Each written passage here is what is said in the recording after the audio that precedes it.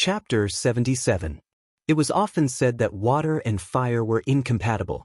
However, in the tea ceremony, water and fire had to work together in harmony to bring out the greatest power. The water in the bronze stove was boiling, bubbling. Qin Etienne left her seat and walked over to open the lid of the bronze kettle. She carefully observed the boiling water in the kettle. The first boil was like a fish's eye, making a faint sound. The second boil was like a gushing spring with pearls. The third boil was like a rattan wave. After the third boil, Qin Etienne immediately lifted the handle and moved the bronze kettle away from the charcoal. The bronze kettle was very big, but when Qin Etienne lifted it, she seemed effortless and easy. This woman was really good at playing the role of an Iron Man. "Seal the stove," Qin Etienne said. The boys from Class 9 immediately sealed the mouth of the stove with a piece of iron. Then they carried the charcoal stove and left. The degree of boiling of the water was the key to the success of the tea ceremony. If it was a tender shoot, it naturally needed to use boiling water with a lower degree. It was to avoid damaging the leaves and spoiling the taste. However, the tea today was aged pui. Therefore, the water needed to be boiled 3 times. It was also recorded in the classic of tea that when the water was boiled 3 times, the tea had to be brewed. If it was boiled any longer, the water would turn old and become inedible. Qin Etienne poured the water from the bronze kettle into a cup to rinse it. This was called a teacup. If the teacup was cooled, the tea wouldn't float. There was a small teapot on the tea table in front of her. However, Qin Etienne didn't pour the water from the bronze kettle into the small teapot, because she knew that the water would come into contact with the air one more time after the water was poured. Changing the utensils meant that the tea might be mixed with the air one more time. The temperature and quality of the water would change slightly. Her slender hands were holding an ancient bronze kettle that weighed more than 10 kilograms. This scene was strange and beautiful at the same time. The most amazing thing was that when she held the kettle with one hand and poured the boiling water into the cup, not a single drop spilled out. This alone wasn't something an ordinary person could do. According to Fang Yan's plan, Qin Etienne should wait for a while. They waited for the contestants from the Wuren investigation team to brew the tea. Everyone tasted the tea and praised it. Only then did Qin Yi perform the tea ceremony and serve the tea she had brewed with great care to everyone. Just smelling the fragrance was enough to intoxicate them. When he drank it in one gulp, he felt that this tea could only be found in the heavens and rarely seen in the mortal world. Thus, Qin Etienne was the winner of the tea contest. She suppressed it first and then raised it, so that everyone's mood soared from the bottom to the peak. First, she made everyone anxious, then gave them a surprise. In this case, this surprise was even more memorable. In any competition, the second competition, the first cup, and then the competition. After drinking the tea of the later generations, do you still remember the taste of the previous cup of tea? Unless the taste of the 2 cups of tea was very different, but if they were of the same standard, then the second cup of tea would definitely be more advantageous. However, Qin Etienne clearly did not appreciate Fang Yan's efforts. She did not play according to Fang Yan's plan. She didn't wait for her opponent. After the water boiled, she cleaned the utensils, warmed the water, and poured the cups. This series of actions was smooth and pleasing to the eye. Then she put the tea cake on a piece of white silk, broke it into pieces, and removed all the coarse leaves and foam. Only then did she put the tea leaves into the pot. She put it carefully and must not let the tea leaves block the mouth of the pot. She poured the tea into the copper pot. After shaking it 3 times, she immediately poured the tea out. This was called washing tea. After washing the tea could be brewed. Brewing tea was the most important step. She must not go straight to the center of the pot. First, one corner and then the other corners. The spout of the copper pot was raised, strictly following the principle of high rush and low sprinkle. The high rush could make the boiling water hit the tea leaves forcefully, so that the fragrance and tea essence of the tea would evaporate faster. The tannins could not be dissolved in time, so the tea was sweet but not astringent. The water must be filled. Whether the teapot was 3 mountains together showed the skill. Qin Etienne looked relaxed, but her eyes were serious. The tea quickly filled the teapot. The foam floated, but there was no spill. He had the demeanor of a grandmaster. After completing this tedious but necessary process, he covered the pot with the lid and poured boiling water over it. It was called the pouring pot. After the cup was heated, the tea could be poured for the guests. Qin Etian only poured 4 cups of tea from the pot. He waved his long sleeve and said, "Please." Lu Chaoga came over, picked up a cup of tea and tasted it carefully. Matsushima also came over, picked up the second cup of tea, and looked at the color of the tea. Duan Yujun sighed, walked to Lu Chaoga, bowed deeply, and then carefully picked up the 3rd cup of tea. Qin Etian picked up the 4th cup of tea and took the initiative to give it to Fang Yan. He said with a smile, "Fang Yan, this cup of tea is for you." Du. Fang Yan pretended to be angry, but he was overjoyed. "Look, there are only 4 cups of tea." Except for the 3 judges, Qin Etian didn't give it to anyone else. He didn't give it to the vice principal, the dean, or the leader of the Chinese team, but he just gave it to him. What kind of behavior was this? Respect for teachers. What did this mean? It meant that he was a qualified and excellent teacher who was respected by his students. Fang Yan took the tea, tasted it carefully, and said, "Good tea." Qin Etian finished his tea ceremony, and the tea was already in his hand. Therefore, the 3 judges naturally had to give their evaluation.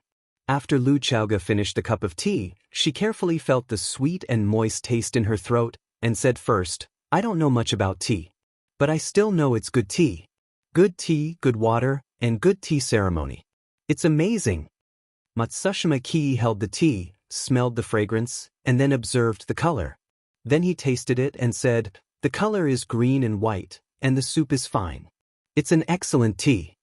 The color of the tea was white, and the green was better than the yellow. And the soup needed to be thin and well-proportioned, like cold porridge noodles.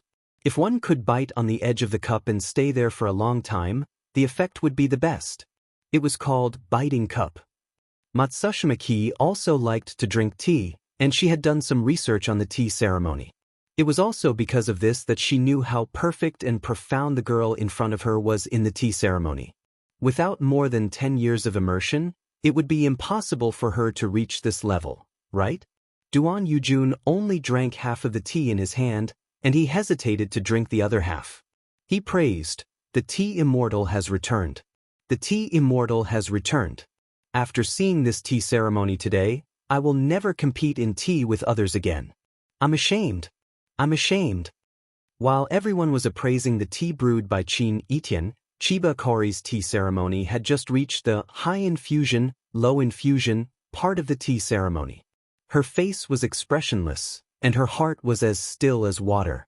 She only focused on her own actions, completely unaffected by external factors. Even when Qin Etian brought the tea to Fang Yan, she did not divert her attention. It was as if everything around her had nothing to do with her. The heart is the tea, and the tea is the heart. The heart is the tea, and the tea is the heart. 4 teacups were placed on each tea tray, and Chiba Kori only chose one to heat the tea. After that, she poured the tea for the guests. Chiba Kori picked up the only cup of tea before her and walked toward Qin Etian. She said, "This cup of tea represents my respect. Please be sure to accept it." Qin Etian looked at Chiba Kori with a thoughtful expression. Only now did he truly begin to respect this Japanese girl. "Chiba Kori, hurry up and give a cup to each of the judges," Saburo Fujino urged. "What is wrong with this child? The judges have yet to drink their tea. How can she give tea to her opponent first? Besides, the judges have never tasted your tea.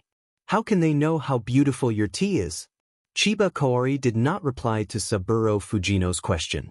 Her beautiful eyes stared unblinkingly at Qin Etian, who was a head taller than her. Qin Etian picked up the cup of tea and carefully tasted it. The first sip was shallow, the second sip was deep, and the third sip was straight down. He looked at Chiba Kori and said in a soft voice, "Good tea." "Thank you." Chiba Kori's taut face immediately relaxed. She gave a 90-degree bow toward Qin Etian and said gratefully, "Thank you." Saburo Fujino could not be bothered to maintain his composure. He quickly ran toward Chiba Kori and grabbed her shoulder. He shouted, "Chiba Kori, What are you doing? Do you know what you are doing? How can you do this? How can you give up? Do you know that you are not only giving up on yourself, you are also giving up on us, the pride of our Wu Ren and the face of Japan? How can you give up? Chiba Kaori turned to look at Saburo Fujino. There was a sweet smile on her face as she said, Sensei Fujino, I lost. I lost my mind, I lost my aura, and I lost my confidence. She is perfect. Her performance was impeccable. I thought that as long as I waited a little longer, I would be able to find a flaw. However, from the beginning to the end, she did not give me a single chance. Chiba Kaori had also thought that Qin Yiyan would wait. Qin Yiyan was waiting for her to brew a good tea. Only then would she surpass her. She thought that Qin Yiyan would do that. Isn't that what people think? Her actions lagged behind Qin Yiyan. Part of it was because she had to boil the tea again, but it was also because of the knot in her heart. She wanted to be the final victor. Why did she think that? Why did she do that? At the end of the day, it was because she did not have enough confidence in herself. She did not have confidence in herself. She did not have confidence in her tea. How could a tea that lacked spirit, energy, and spirit win against someone else? However, Qin Yiyan did not do that. She did not fight or wait. She was simple and direct. She did what she wanted regardless of the consequences. She disdained scheming and did not want to use overt schemes. She only wanted to be herself. She did her best. She did her best. She did her best. She was Qin Yiyan. She believed that she would definitely win. Such an opponent was able to easily subdue her. He was worthy of her respect. Although Chiba Kaori had a smile on her face, there were tears in the corner of her eyes. Sensei, please let me admit defeat, Chiba Kaori said with a choked voice. At least you will look more dignified this way. Chapter 78. There was a type of opponent that deserved respect even if they lost. Chiba Care was one of them. Looking at Chiba Care's tear-stained face, Qin Yiyan could not help but laugh. She stretched out her hand and looked at Chiba Care, saying, From today onwards, we are friends. She spoke in Japanese, so Chiba Care did not need an interpreter to understand her words. Chiba Care stared at Qin Yiyan with wide eyes, a look of incomprehension on her face. Are you not willing?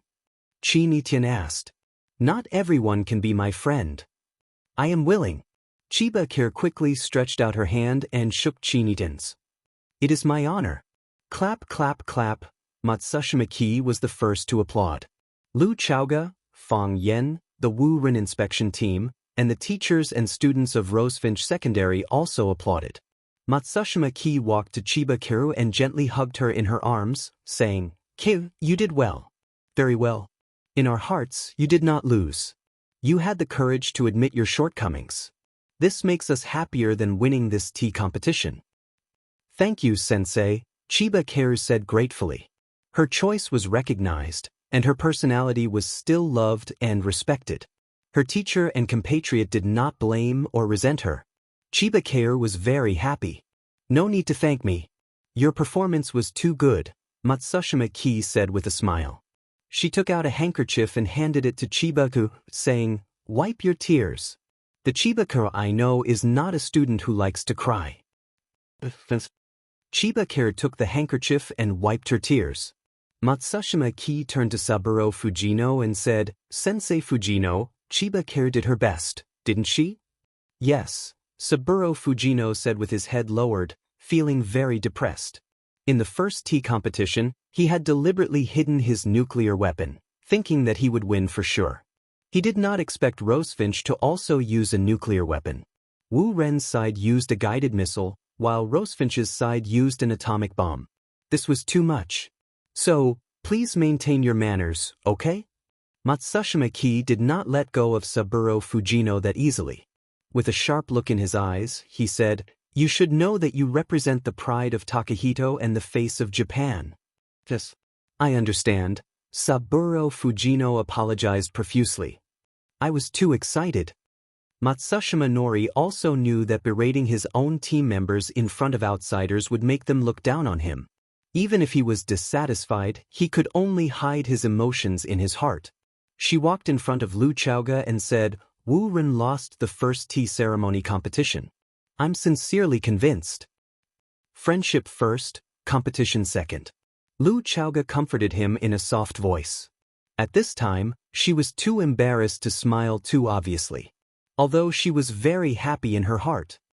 Then, shall we proceed to the second round of the competition? Matsushima Nori said. I hope Wu Ren can win the next match.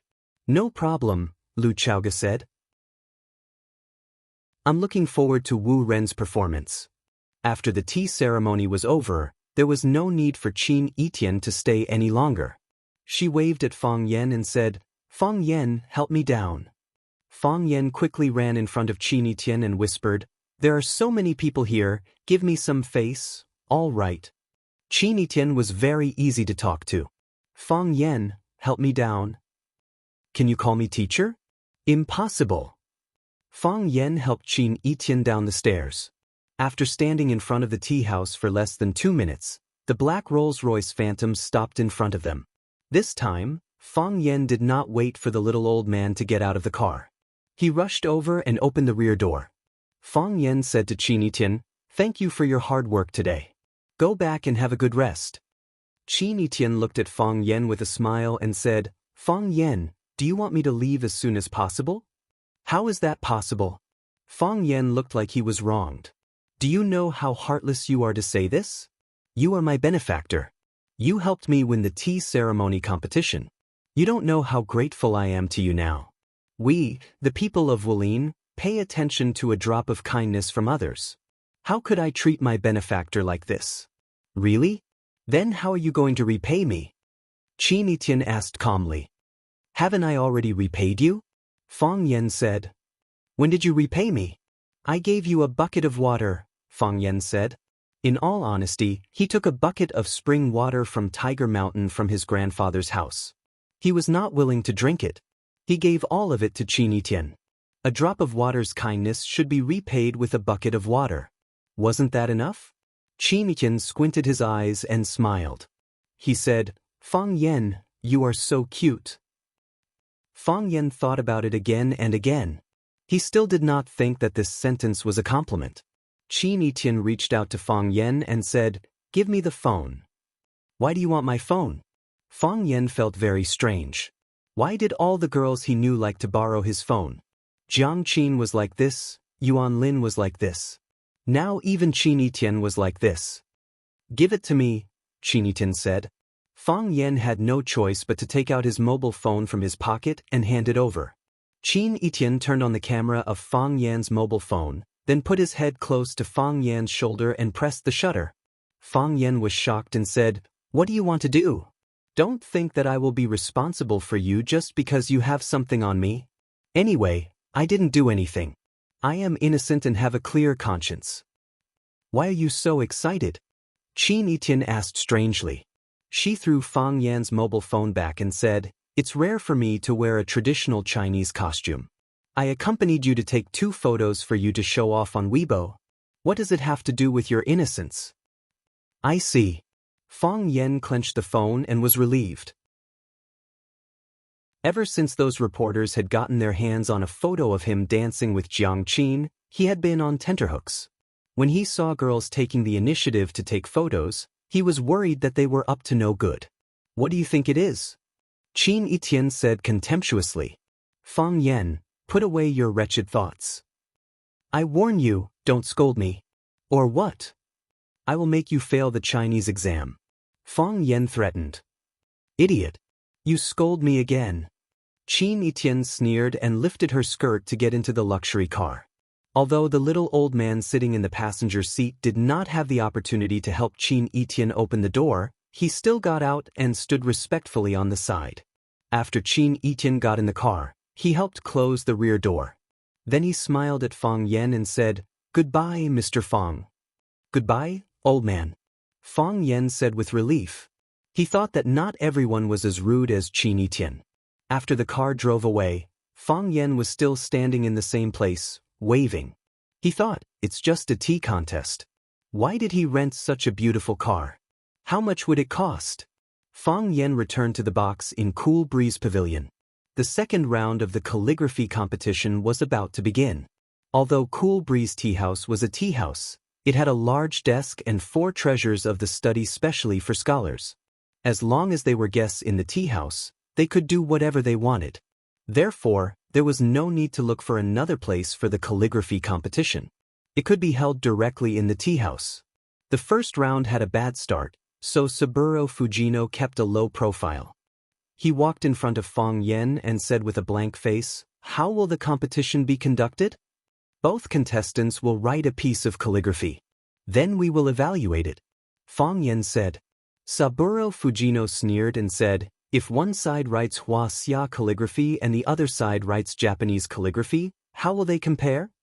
Fang Yen also laughed and said, "Mr. Fujino seems to be a layman for asking this question. As long as there is strength in the brush, any word written will be beautiful. Even if it is a circle, it will be more beautiful than others. Could it be that a person's Wuxia calligraphy is beautiful, but the English alphabet is not beautiful? It will still be beautiful." Easy for you to say. The art of calligraphy is broad and profound. Different languages, different contents, different styles. Naturally, the effect will be different. Saburo Fujino did not agree with Fang Yan's point of view and said, "We should unify the language and the content. That way, it will be more convenient to compete and determine the winner. Isn't it better for everyone to write what they are good at? Our contestant will naturally write Wuxia calligraphy, and your representative can also write Wuxia calligraphy. In any case, didn't you all start from practicing Wuxia calligraphy? Ridiculous." Saburo Fujino said mockingly, "Looking at the sky from the bottom of a well, that's probably what people like you are, right? Without investigation, you have no right to speak. Otherwise, don't open your mouth and be laughed at. My East Asian calligraphy is unique. What does it have to do with your Wuxia calligraphy?" Calligraphy originated from Wuxia and gradually spread to the various countries in the Han culture circle. The changes in the calligraphy of Wuxia's dynasties continued to have a comprehensive and profound impact on East Asian calligraphy. It was only during the later part of the Heian period that East Asians' unique pseudonymous calligraphy rose, forming the auspicious system that is different from Wuxia's calligraphy. However, in my opinion, the auspicious system is still a slight change on the basis of Wuxia's calligraphy. Some things can be said to be borrowed or plagiarized. The key is to look at the relationship between the two parties. Am I right? Fang Yen looked at Saburo Fujino and said, "If you try to please me from time to time, I can also say that you are using it as a reference. If you always use such a cynical attitude to talk to me, I will scold you for plagiarism. I am a man with very fragile emotions. Just now, I was hit by someone. So, do not offend me." Fang Yen grinned and said, "You see, you offended me yesterday and lost the first tea ceremony competition, right? You deserve it." Chapter 79. After a long and unfriendly discussion between Fang Yen and Saburo Fujino, they finally decided on the general rules for the calligraphy competition. First, there was no limit to the language. Second, there was no limit to the content. Third, there was no limit to the style of the calligraphy. Yes, you can write a long poem, or you can write a single word. As long as it was something you were most proficient in, you could participate in the competition. Calligraphy had its own characteristics. Some people's every word was very beautiful, while some people only learned a single word for decades, but that one word was the essence of calligraphy. Could it be that a calligrapher who wrote a single word was not a calligrapher? Obviously not. Today, they were only competing in calligraphy. Therefore, a long piece was calligraphy, and a short piece was calligraphy. A sentence was calligraphy, and a word was calligraphy. The representative from Warren High School was a boy named Ueno Dashion. He was short and had an honest face. He looked more mature than the other students. He had a mustache on his upper lip that did not match the image of a high school student. Fang Yen paid special attention to this boy's hands. His hands were always clasped together and rarely moved. Steady hands, steady words. Steadiness was the foundation of writing a good piece of calligraphy. It did not matter if you were pursuing structure or interest. Steadiness was the priority. Only then would the spirit not dissipate.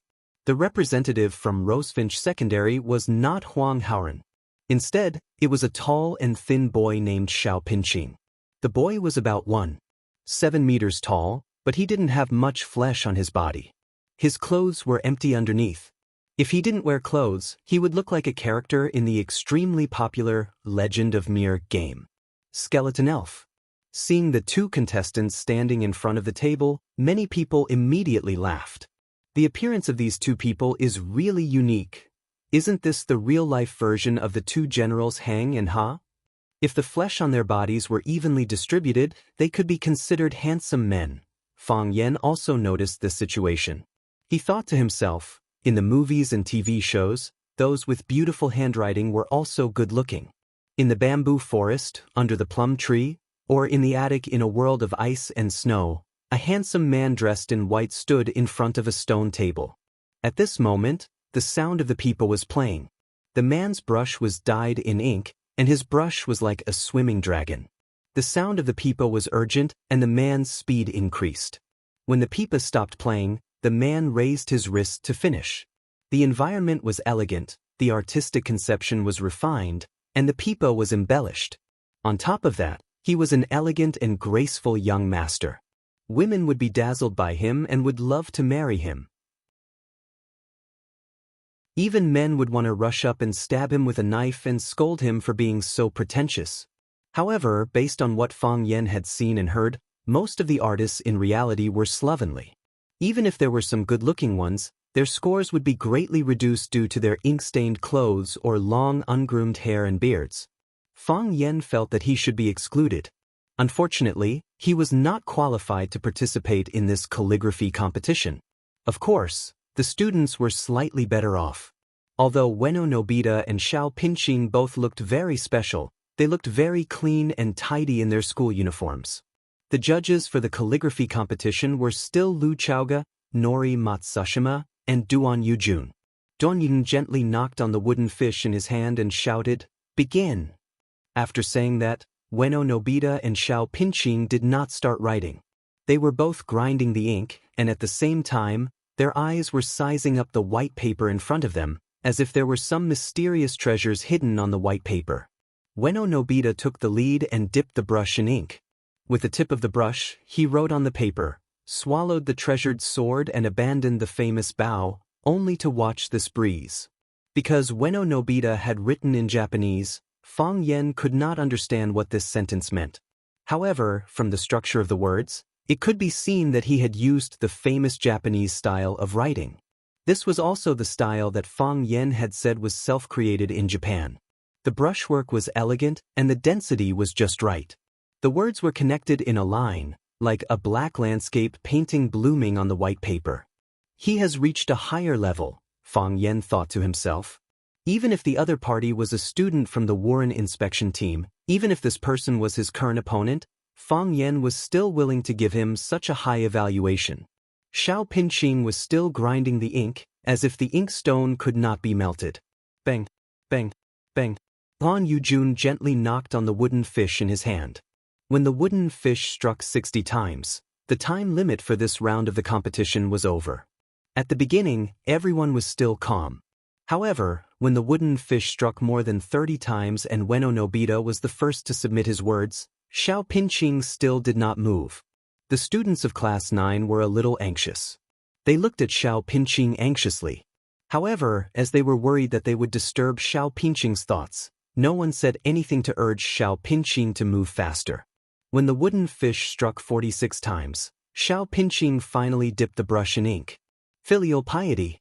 He wrote a big filial piety on the white paper in front of him, and it was only one word. He placed the brush in the ink box. His forehead was dripping with sweat, as if he had just run 3 kilometers. He was using the Wei tablet. The strokes were strict, simple, and lively. It was plump and not lacking in rigidity. Good.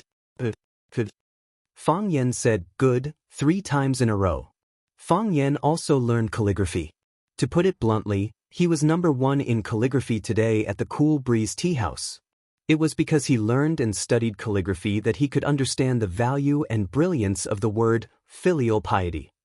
This had nothing to do with the teacher-student relationship or the national righteousness. It was only related to the personal feelings of the person who loved calligraphy and the pursuit of art. Just like how a woman would react when she saw a beautiful dress, just like how a man would react when he saw a Ferrari, just like how a foodie would react when he saw the Manchu Han Imperial Feast. When a person saw something unimaginable in his favorite field, he would exclaim in admiration from the bottom of his heart, just like Fang Yen. The Wei tablet was mainly used in the fields of stele carvings, epitaphs, statue inscriptions, and cliff carvings. For generations, Xiao Pinqing's ancestors made a living by polishing tombstones. Xiao Pinqing's family did not have many things, but they had a lot of stones. Since he was very young, his grandfather, his father, and his brother would polish the big stones into square or arched slabs in front of him. Then, they would inscribe the names of their filial sons, grandsons, son-in-law, and nephews on the tombstones according to the list provided by the main family. Xiao Pinqing had been interested in these big stones since he was very young, either because of a long period of nurturing, or because it was hereditary. When he first learned to write, his grandfather threw him a small chisel and a small awl and asked him to hammer out the words he knew on the stones. Because he had been polishing stones since he was young, Xiao Pinqing's hands were very steady. This also nurtured his personality of doing things without restraint and writing one stroke at a time. After years of practice, his Wei tablet had become famous far and wide. In the beginning, a customer came to ask his grandfather, Xiao Chengfa, to carve words. Later, the customer asked his father, Xiao Deshui, to carve words. Later, the customer only asked Xiao Pinqing to carve words. As long as Xiao Pinqing carved words, the customer was willing to pay double the price. The first time Fang Yen discovered Xiao Pinqing's specialty was when he asked his students to imitate "Farewell Again, Cambridge" to write a poem for him. Xiao Pinqing's poem was not worth mentioning, but his words made Fang Yen feel stunned. He had never thought that he could find such a beautiful person among the students. He immediately asked Huang Haoran to find Xiao Pinqing and dragged him along the tree-lined path on campus for more than 10 minutes. He asked all kinds of questions like a fanatical fan and finally understood the special reason for Xiao Pinqing's success. Fang Yen encouraged Xiao Pinqing to continue to work hard and find more inscriptions to study, but to avoid imitating. Because Xiao Pinqing's words were now unique, if he blindly learned the advantages of others, he might lose his own essence. The reason why he asked Xiao Pinqing to study the inscriptions was that he hoped to broaden his horizons and let him have a deeper and more mature understanding of his own words. Xiao Pinqing repeatedly said yes, very happy with Fang Yan's recognition and praise. Later, he asked Fang Yen many times about calligraphy knowledge, and Fang Yen also told him everything he knew. He even went to his grandfather's house to get the imitation version of Yuanwei's epitaph for Xiao Pinqing to appreciate. Xiao Pinqing had written the word filial piety hundreds of thousands of times. He had personally carved it on the tombstone no less than 1,000 times. Filial piety, this was the tradition of Hua Xia, giving people a sense of obedience. No one could defy it. However, filial piety also needed to know how to be flexible, to think of the elderly and think of the elderly's needs. This was not just a word, but a picture of filial piety. Therefore, Fang Yen could not help but say the word good 3 times. Saburo Fujino was very dissatisfied with Fang Yan's behavior and said, "Teacher Fang Yen, this is a kind of cheating behavior and is suspected of misleading the judges. If you do something out of line again, the judges will judge our side as the winner." Even Matsushima Ki was very dissatisfied with Fang Yan's performance. He frowned and said to Lu Chaoga, who was next to him, "Isn't the teacher's performance a little too intense?" What he meant was that Fang Yen was just putting on an act. Wasn't it just one word? Was there a need to be so excited? Fang Yen apologized and said embarrassedly, I'm sorry. I can't help it. I really can't help it. The word is right in front of you. You can judge it freely. From now on, I won't speak anymore." Saburo Fujino sneered and said, "Do you still need to judge? It's already clear." Ueno Daxio's words were smooth like flowing water. Every single word was a rare work of art. The most commendable thing was that his layout was reasonable and the ink was well proportioned. He could be called a master of his generation. Of course, Warren High School had the upper hand in this round. You only know how to write one word, and you have the nerve to call it calligraphy? Fang Yen was enraged. He cursed, "Bullshit. Don't you have any knowledge? Do you know the subtlety of calligraphy? Can't a single word be called calligraphy? Just this one word is enough to leave you guys behind." Saburo Fujino was dumbfounded. "Didn't you say you won't speak anymore? You liar."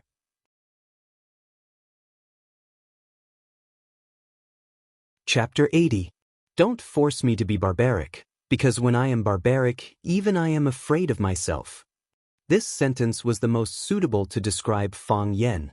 Although Fang Yen was a descendant of the Tai Chi family, he had always thought of himself as a cultured person due to the influence of his grandfather and mother. Drinking tea on a mountain peak, riding on a snowy night. Drinking wine in a bamboo forest, reading poems on a rainy day. This was what a cultured person should do. Beating and scolding was uncivilized and uncultured. But you can't bully me. Even a rabbit would bite when it was cornered, let alone a cultured person. Fang Yen was a master of calligraphy, at least he thought so. Although his calligraphy was not as divine as his grandfather's, Lu Gong's, it was still possible for him to reach the heavens. Ueno Nobita's calligraphy was very good. Judging from the layout and the thick ink, it was not a problem for him to reach the heavens.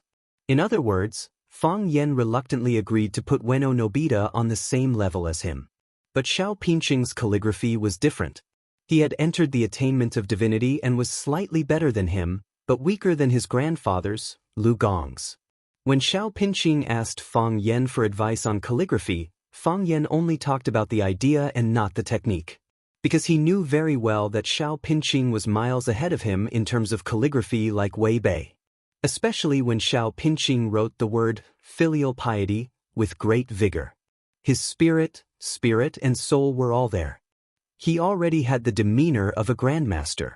Fang Yen was ecstatic when he saw it and had the urge to eat the word. The novel A Bite of Tongue had whetted one's appetite, and the word good had also opened one's eyes. This word was written in his eyes, in his mouth, and in his heart. But in Saburo Fujino's mouth, it was said that Ueno Nobita was better. How could Fang Yen tolerate this? Fang Yen was so agitated that he cursed, causing everyone to look at each other. The Warren inspection team was the first to react. Their faces were filled with anger, and they looked like they were going to fight it out with Fang Yen. How can you curse? How uncultured? Did he curse? What was he scolding? Bullshit. This is too hateful. I want him to apologize. I apologize to Fujino-sensei. Matsushima Nori was really angry this time.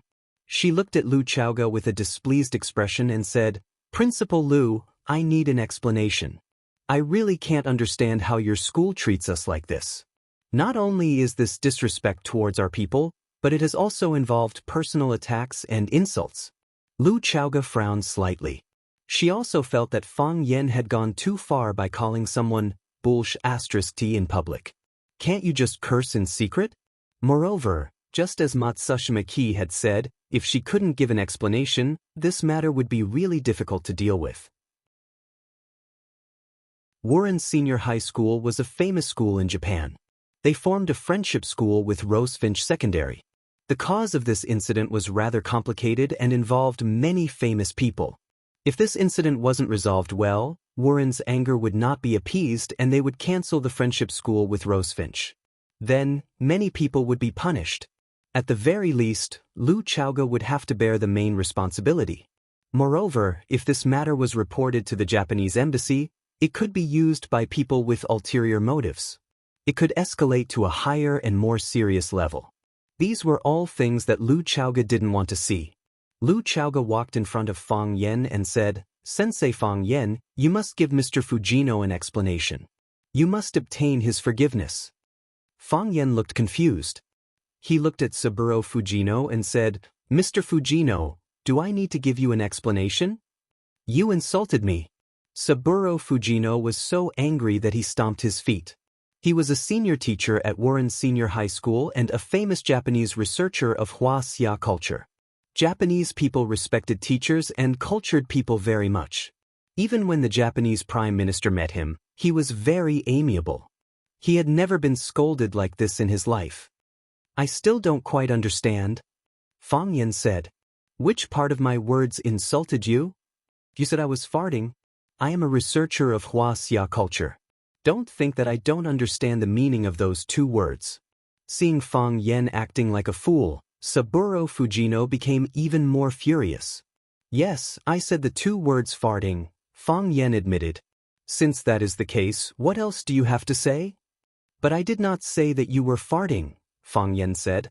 "I am saying that someone was farting. Could it be that you didn't smell a foul stench just now?" "You are just being unreasonable. You were obviously talking about me. That fart just now was from you." "It was not me," Saburo Fujino said angrily. He hated being wrong the most. "If it was not you, then who was it?" "How would I know who it was?"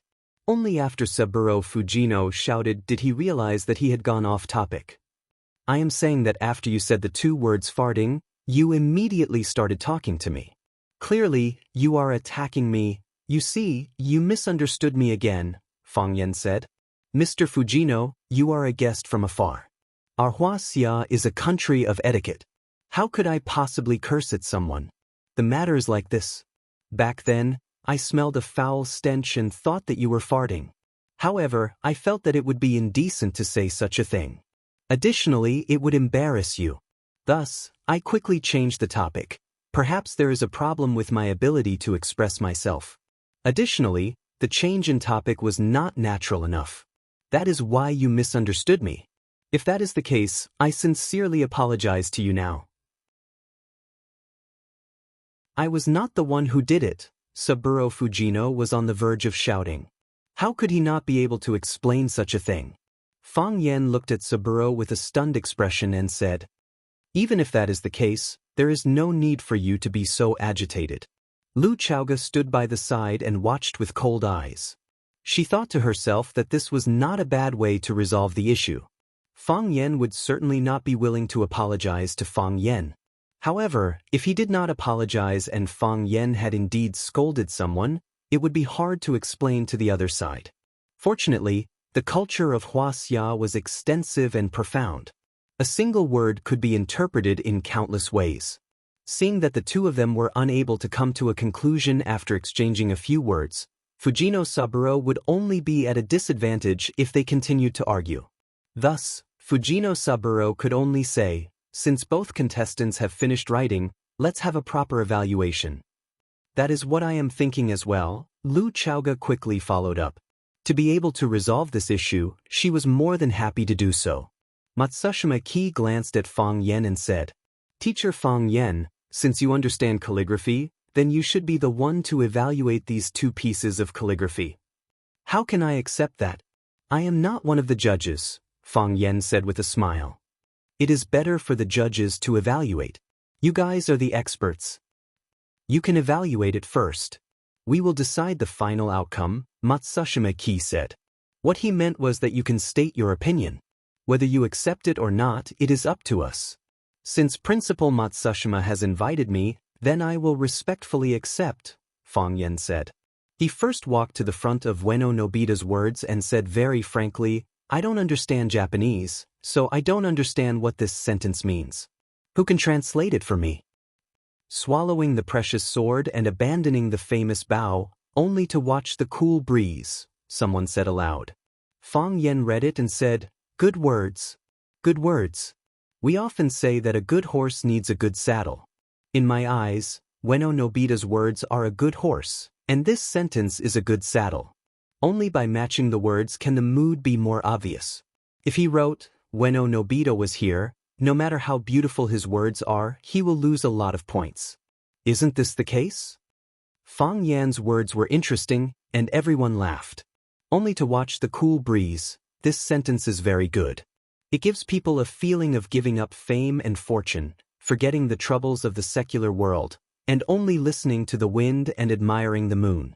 Ueno Nobita's words are exquisite and elegant.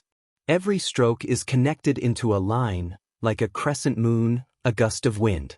It makes people feel relaxed and happy. Ueno Nobita heard his classmate's translation and bowed slightly to Fang Yen to express his gratitude. When he was grinding the ink, he thought of this sentence and considered writing it as a crescent moon, a gust of wind. Fang Yen went straight to the heart and expressed his intention completely. He was indeed an expert in calligraphy.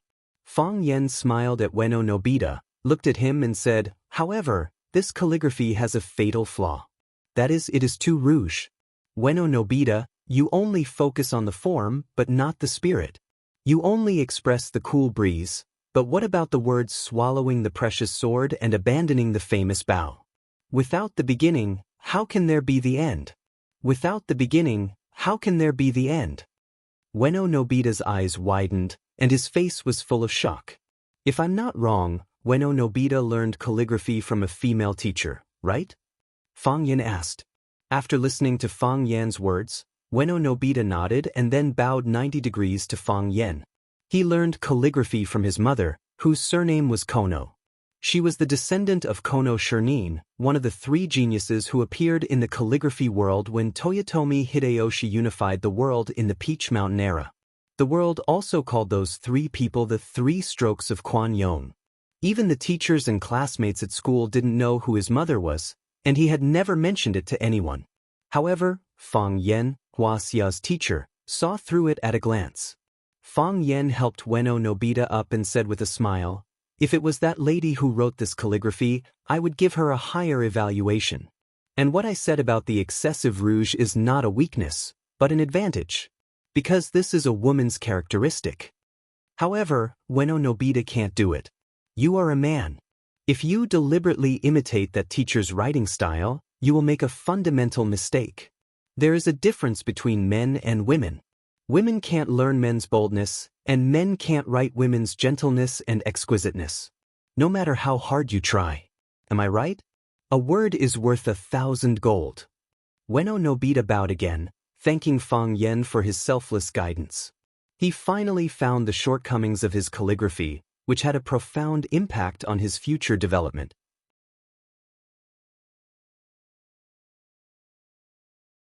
Chapter 81. Calligraphy was like Buddhism, it was about enlightenment. Ueno Nobita's calligraphy was indeed beautiful, but he could feel that he had reached a bottleneck. He had reached the end of the road, but he could not find any other way out. They either stood still or walked back the way they came. Ueno Nobita did not want to see either. Today, Fang Yan's words had awakened him from his confusion and allowed him to have a clear understanding of the path ahead of him. He had found an exit and could gallop on another road. Was this not the happiest thing? The two bows represented two completely different meanings. The first was a courtesy to thank Fang Yen for his praise. The second time was filled with sincere gratitude and respect. Every word was worth 1,000 taels of gold. Seeing Fang Yen conquer Ueno Nobita with just a few words, Saburo Fujino's heart broke. What was wrong with these students? Why did they just give up and surrender so easily? What did I teach you all? Have you forgotten the samurai spirit? He had already lost the first round of the tea ceremony competition. If he were to lose the second round of the calligraphy competition, how could he face his Japanese parents? Saburo Fujino did not care about Ueno Nobita's attitude towards Fang Yen and said, "Ueno Nobita's calligraphy is flawed, but is Rosefinch's student's calligraphy not flawed?" Matsushima Ki also spoke up, "That's right. Fang Yen sensei, you just commented on Ueno Nobita's calligraphy. Now, you should also comment on Rosefinch's student's filial piety." "Of course." Fang Yen nodded. To be honest, Xiao Pinqing wrote the word filial piety with the intention of using a trick, because this is indeed the best word he has ever written. Of course, this is the mentality of any contestant. Ueno Nobita wrote, "Swallow the sword and abandon the bow." Did he not have the intention of using a trick? In his heart, he would naturally feel that these were the few words he had written the best. Huaxia culture is broad and profound. Countless people were researching, countless people were learning and imitating. Fujino, sensei in front of us, was also a learner and researcher of Chinese culture. He studied poetry, songs, zither, chess, poetry, painting, the Book of Changes and the 8 trigrams. He studied everything he thought was worth studying. However, in my opinion, this research is only on the surface. It can't touch the core. What is the real culture of Wuxia? It was a traditional virtue that had been passed down for thousands of years. In 7 words, they were loyalty, filial piety, benevolence, righteousness, propriety, wisdom, and trustworthiness. These things could not be seen, nor could they be heard, but they were deeply embedded in the blood and marrow of every Wuxia citizen. As long as people were alive, they were alive. When a person dies, there will be countless successors. Filial piety is the most important of all virtues.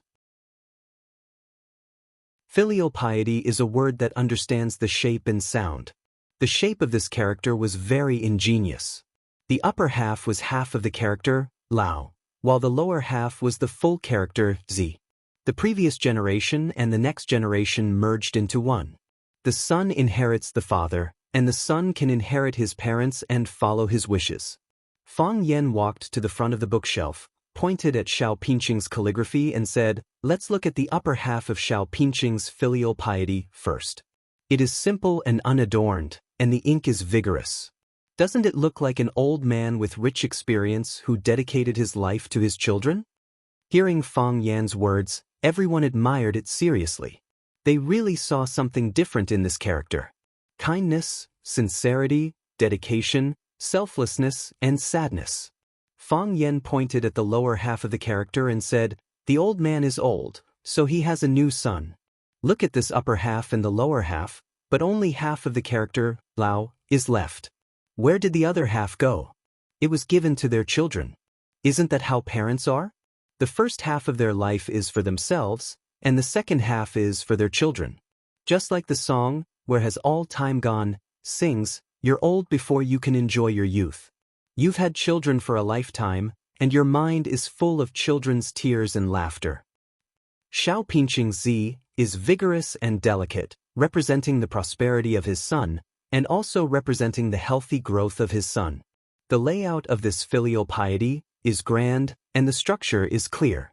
The ink is thick when it should be thick, and light when it should be light.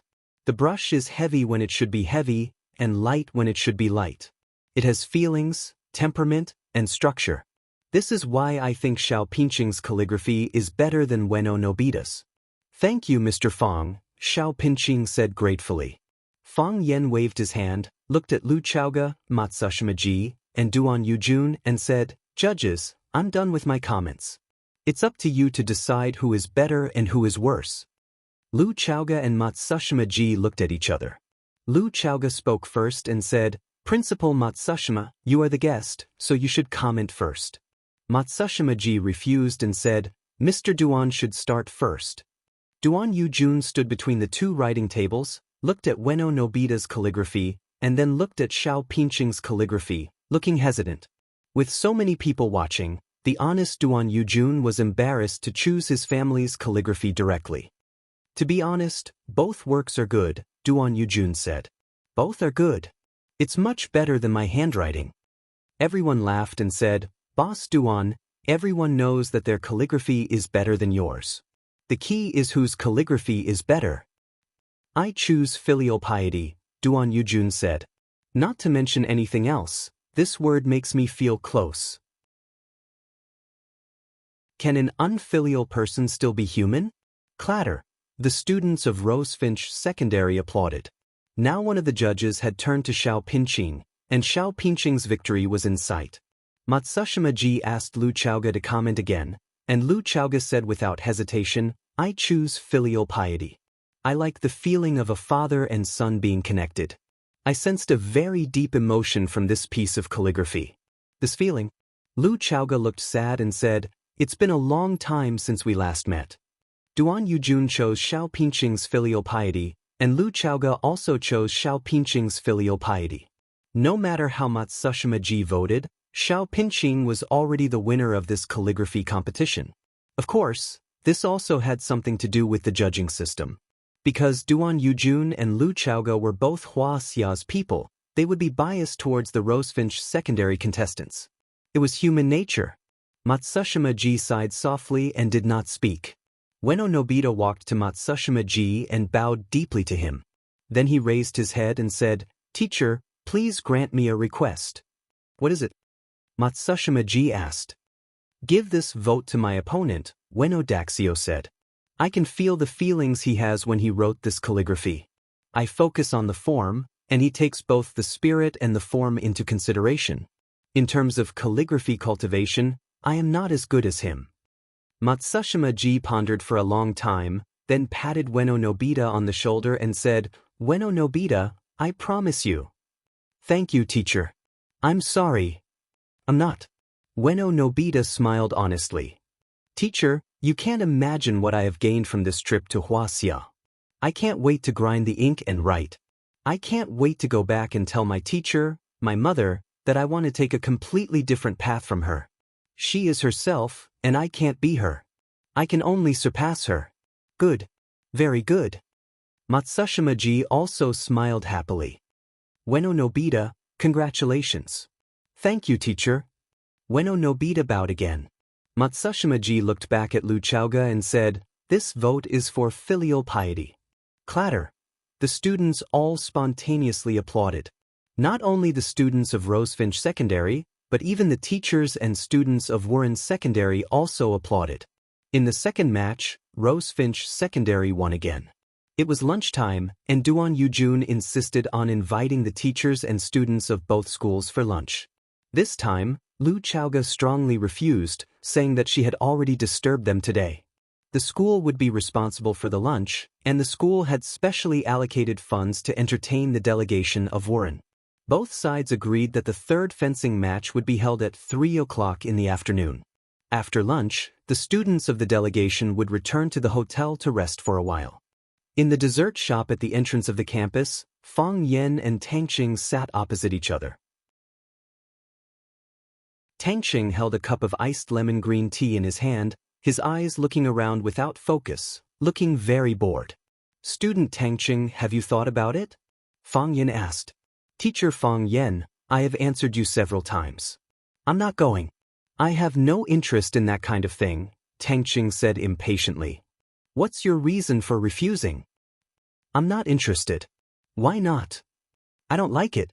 Student Tangqing, the tea ceremony, calligraphy, and fencing matches between us and the Warren delegation have attracted the attention of the entire class and even the entire school.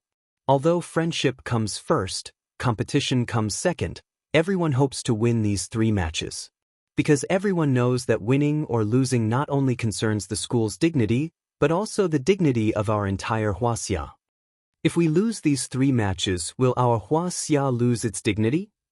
Tangqing sneered. "Student Tangqing, I know you think this is a small matter, and you think that winning or losing doesn't matter. But I don't think so. We should do our best in any match. We can't easily give up any opportunity. We have to win, and we have to keep winning. We have to win our dignity, and we have to win our confidence. We have to win our own confidence, and we have to take away their confidence. I want them to have no chance of winning in every confrontation with us. I want them to be wary of us every time they fight us. The national defense of a country not only depends on the strength of the army, but also the invincible will and ambition of every Wuxia person." Fang Yen looked at Tangqing with sincere eyes and said, "Student Tangqing, come out. Come out and help me win this match, and help yourself win this match."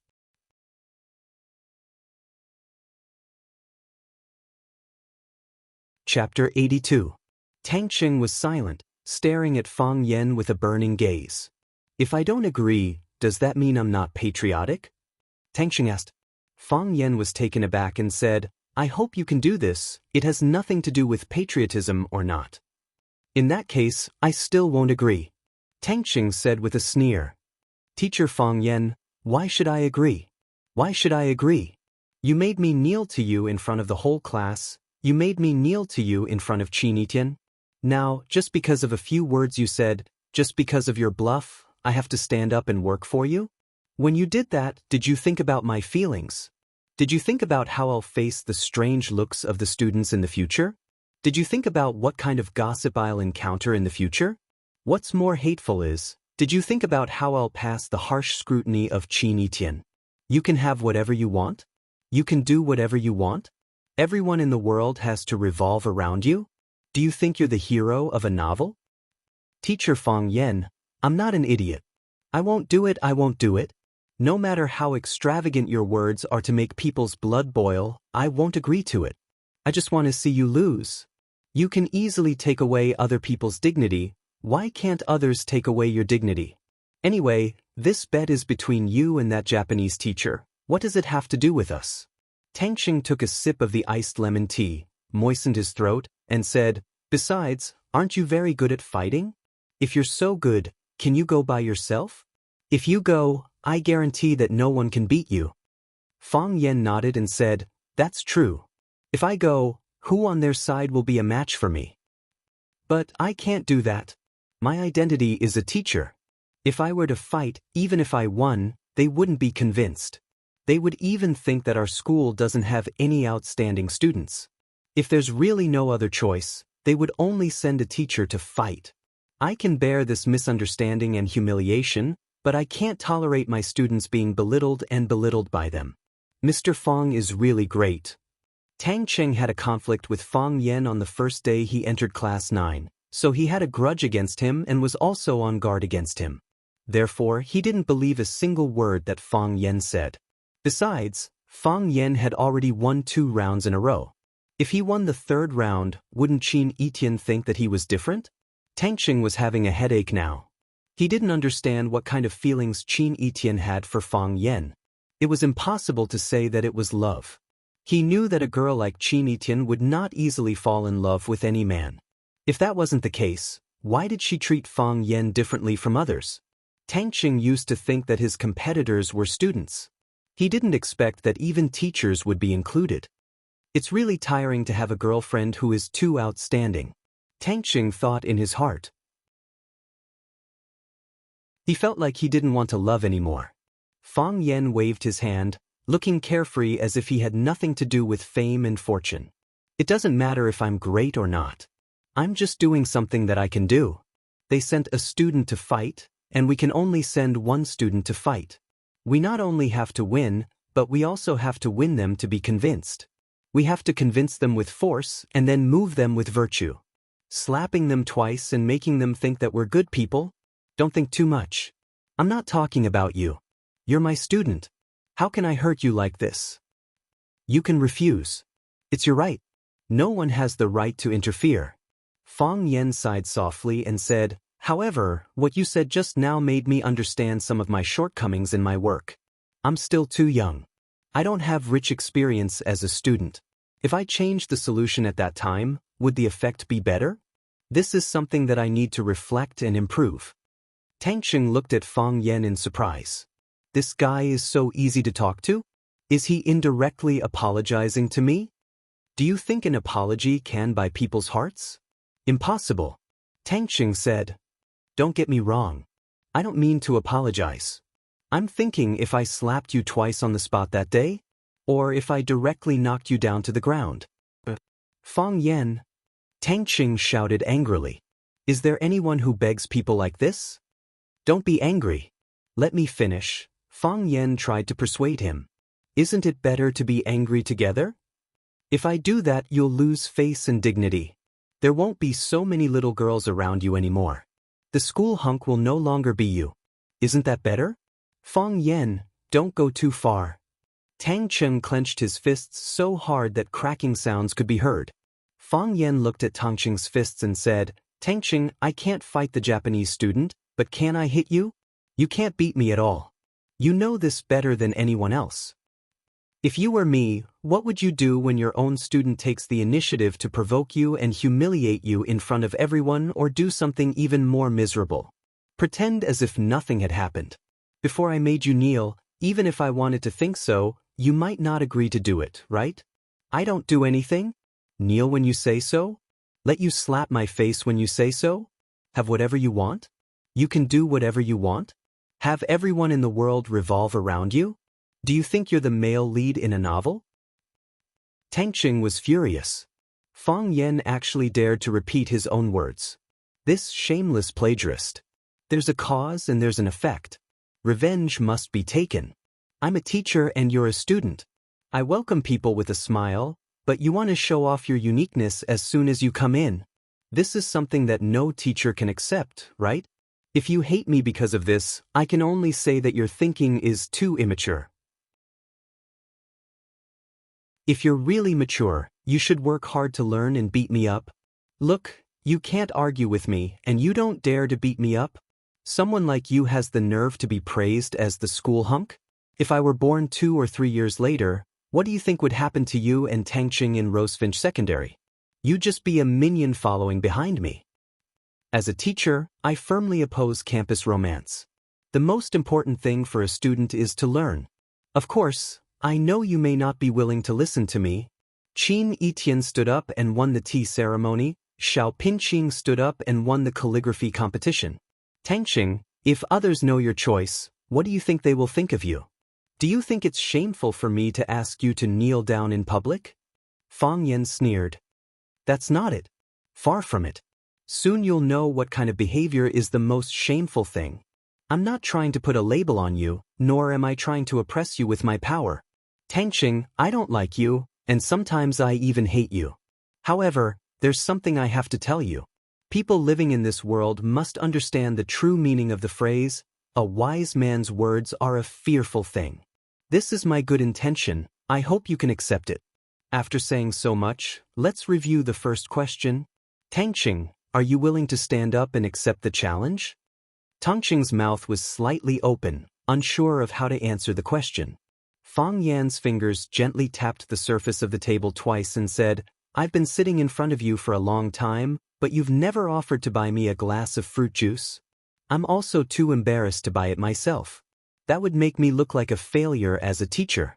Tangqing, in terms of respecting your teacher, you're really bad at it. I need to deduct your conduct points to remind you. After saying that, Fang Yen got up and left. Tangqing stared at the half-filled cup of iced lemon tea in his hand, dumbfounded. Due to the 2 losses in the morning, Saburo Fujino was no longer as arrogant when he saw Fang Yen. His attitude was also not as tough. He took the initiative to greet Fang Yen and said with a smile, Teacher Fang Yen, today's weather is quite good. Fang Yen raised his head and looked at the gloomy sky. He thought to himself that it might rain soon. Autumn in Flower City was a rainy season. Moreover, there were many showers. 1 minute, the sun was shining brightly, and in the blink of an eye, it would be raining cats and dogs. Naturally, Fang Yen did not reject Saburo's good intentions. He said, Indeed. Today's weather is quite good. Friendship first, competition second. This trip to Wuxia has given us a rich harvest. I believe that through this series of exchange activities, we will be able to deepen the friendship between our 2 schools, allowing the students to promote each other and improve together. This will allow them to become useful talents for society and humanity as a whole. Isn't this the real purpose of us holding these exchange activities? Yes, that is the case. Fang Yen nodded his head. That is what we think as well. Then, the afternoon match. Should we cancel the afternoon match? Fang Yen asked. Of course, if Teacher Fujino strongly requests it, we have no objections. After all, we must respect the true thoughts of our guests. Besides, winning 2 matches in a row in the morning has already made us feel embarrassed. The leaders of the school and I have been hesitating. For this 3rd match, should we continue to win? If we were to do so, would it be a breach of etiquette? Etiquette and face, there are times when it is difficult to choose. However, Teacher Fujino's suggestion has solved our problem. So, I will go report this to the school leaders. Is that all?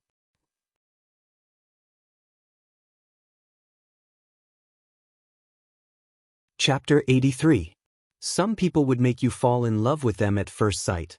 Some people would make you want to beat them up. Clearly, in Saburo Fujino's eyes, Fang Yen belonged to the latter category. Saburo Fujino had challenged Fang Yen during his class. Even though he had hidden his trump card, Fang Yen had still won 2 matches in a row. This caused him to lose face. His heart was filled with grievance and discomfort. What caused him to vomit blood was the fact that the students who lost the match were praising Hua Xia's teachers and students. Be it Chiba Kuru or Ueno Nobuo, both of them had expressed their admiration for Hua Xia's culture and spirit. They had also spoken highly of their opponents, saying that they had learned a lot from them. What kind of behavior was this? This was a slap to the face. He had just shouted out the slogan, Tang and Song cultures in Japan, and they had been conquered by Hua Xia's culture. Do they still want to be compatriots? Saburo Fujino was a smart person. He knew that he could not go against the general trend. Since both his teachers and students had a favorable impression of Hua Xia's culture and Rosefinch Secondary, it would not be appropriate for him to be the only one hostile towards them. That would only cause others to think that he was narrow-minded and an anomaly. He was prepared to change his battle strategy. He would treat his enemies with a gentle and friendly attitude. However, he would show no mercy during the match. Only the victor would have the right to make fun of others. Was that not the case? He had already made up his mind.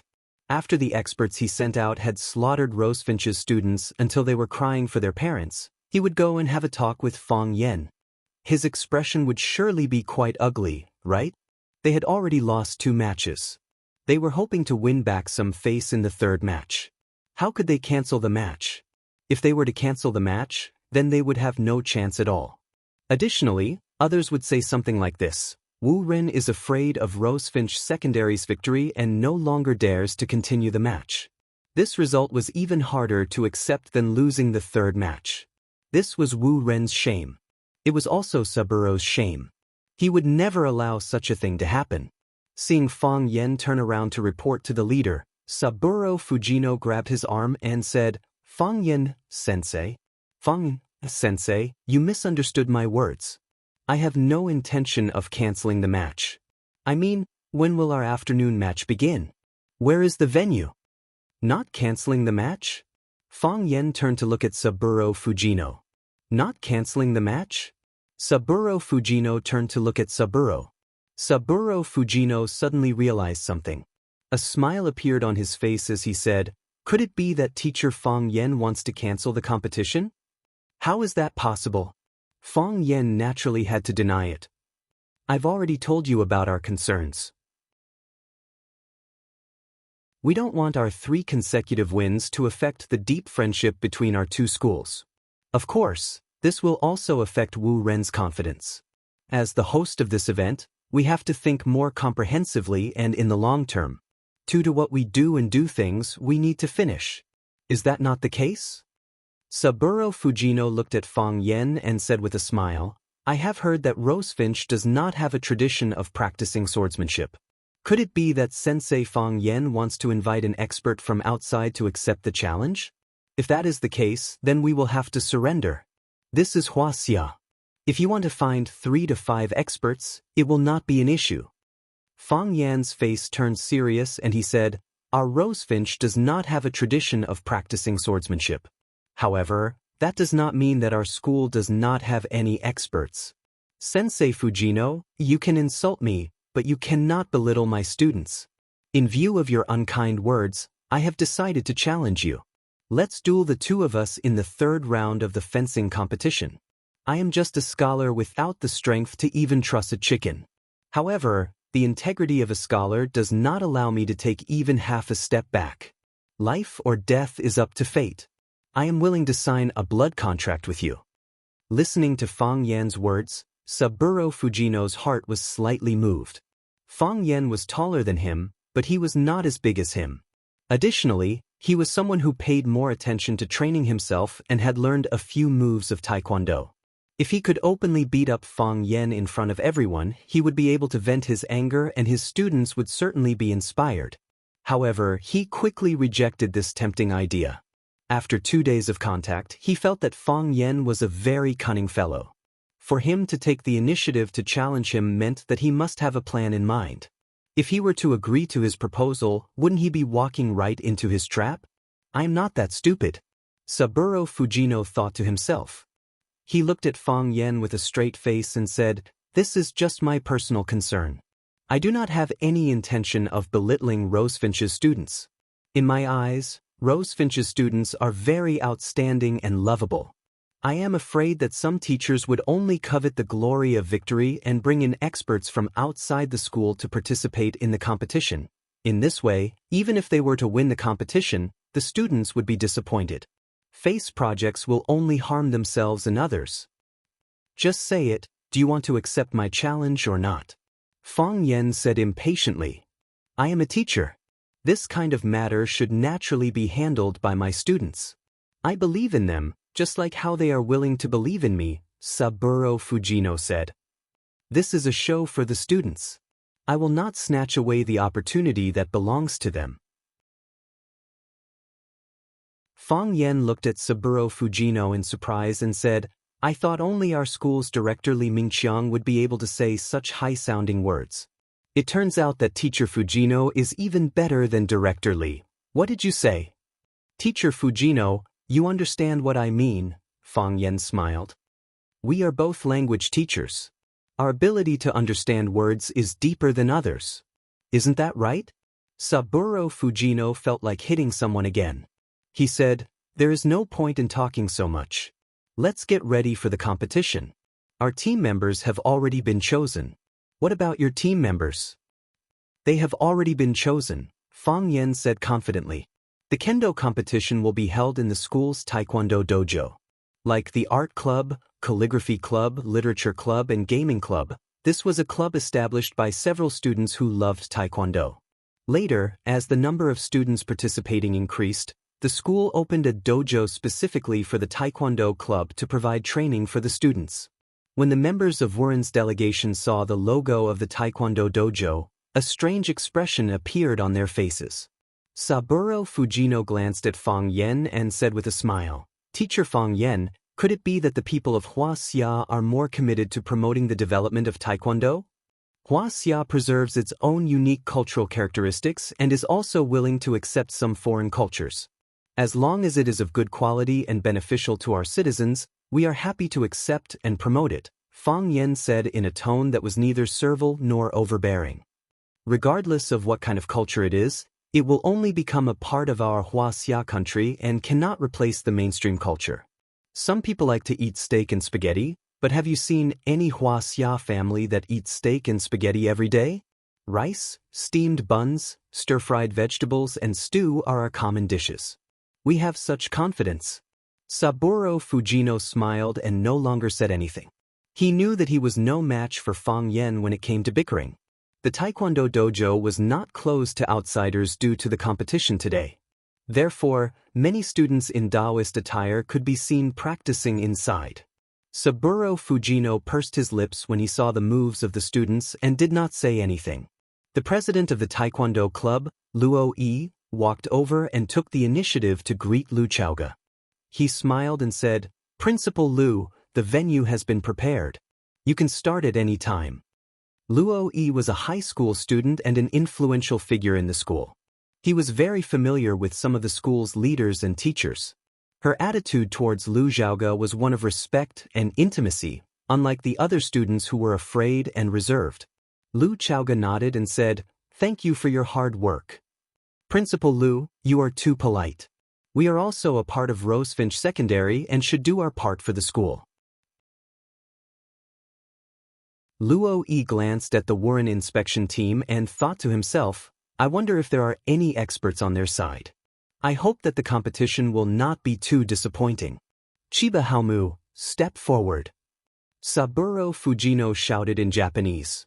As soon as he finished speaking, a short boy wearing a Japanese school uniform walked out from the crowd. The boy was about 1.6 meters tall. When he walked, his body swayed from side to side. His posture looked a little strange, but his steps were light and natural. His footsteps were light and quick, and his white cloth shoes made almost no sound when he stepped on the wooden floor. The boy had a cute baby face and the shape of his face was somewhat similar to Chiba Haomu's. Fang Yan looked at Chiba Haomu's expression and noticed that when she looked at Chiba Haomu, there was a gentle smile on her face. They should be siblings, Fang Yan guessed. Chiba Haomu noticed Fang Yan's gaze and nodded at him with a smile. He did not know if it was just a greeting or an affirmation that his guess was correct. Fang Yan smiled and quickly turned his head away. If someone with ulterior motives saw this, They would think that he was seducing a Japanese student. Chiba Haomu's brother naturally has the surname Chiba as well, Fang Yen thought to himself. He felt that the surname was somewhat familiar, as if he had heard it somewhere before. North Star One Blade Style? These shiny words suddenly popped up in Fang Yan's mind.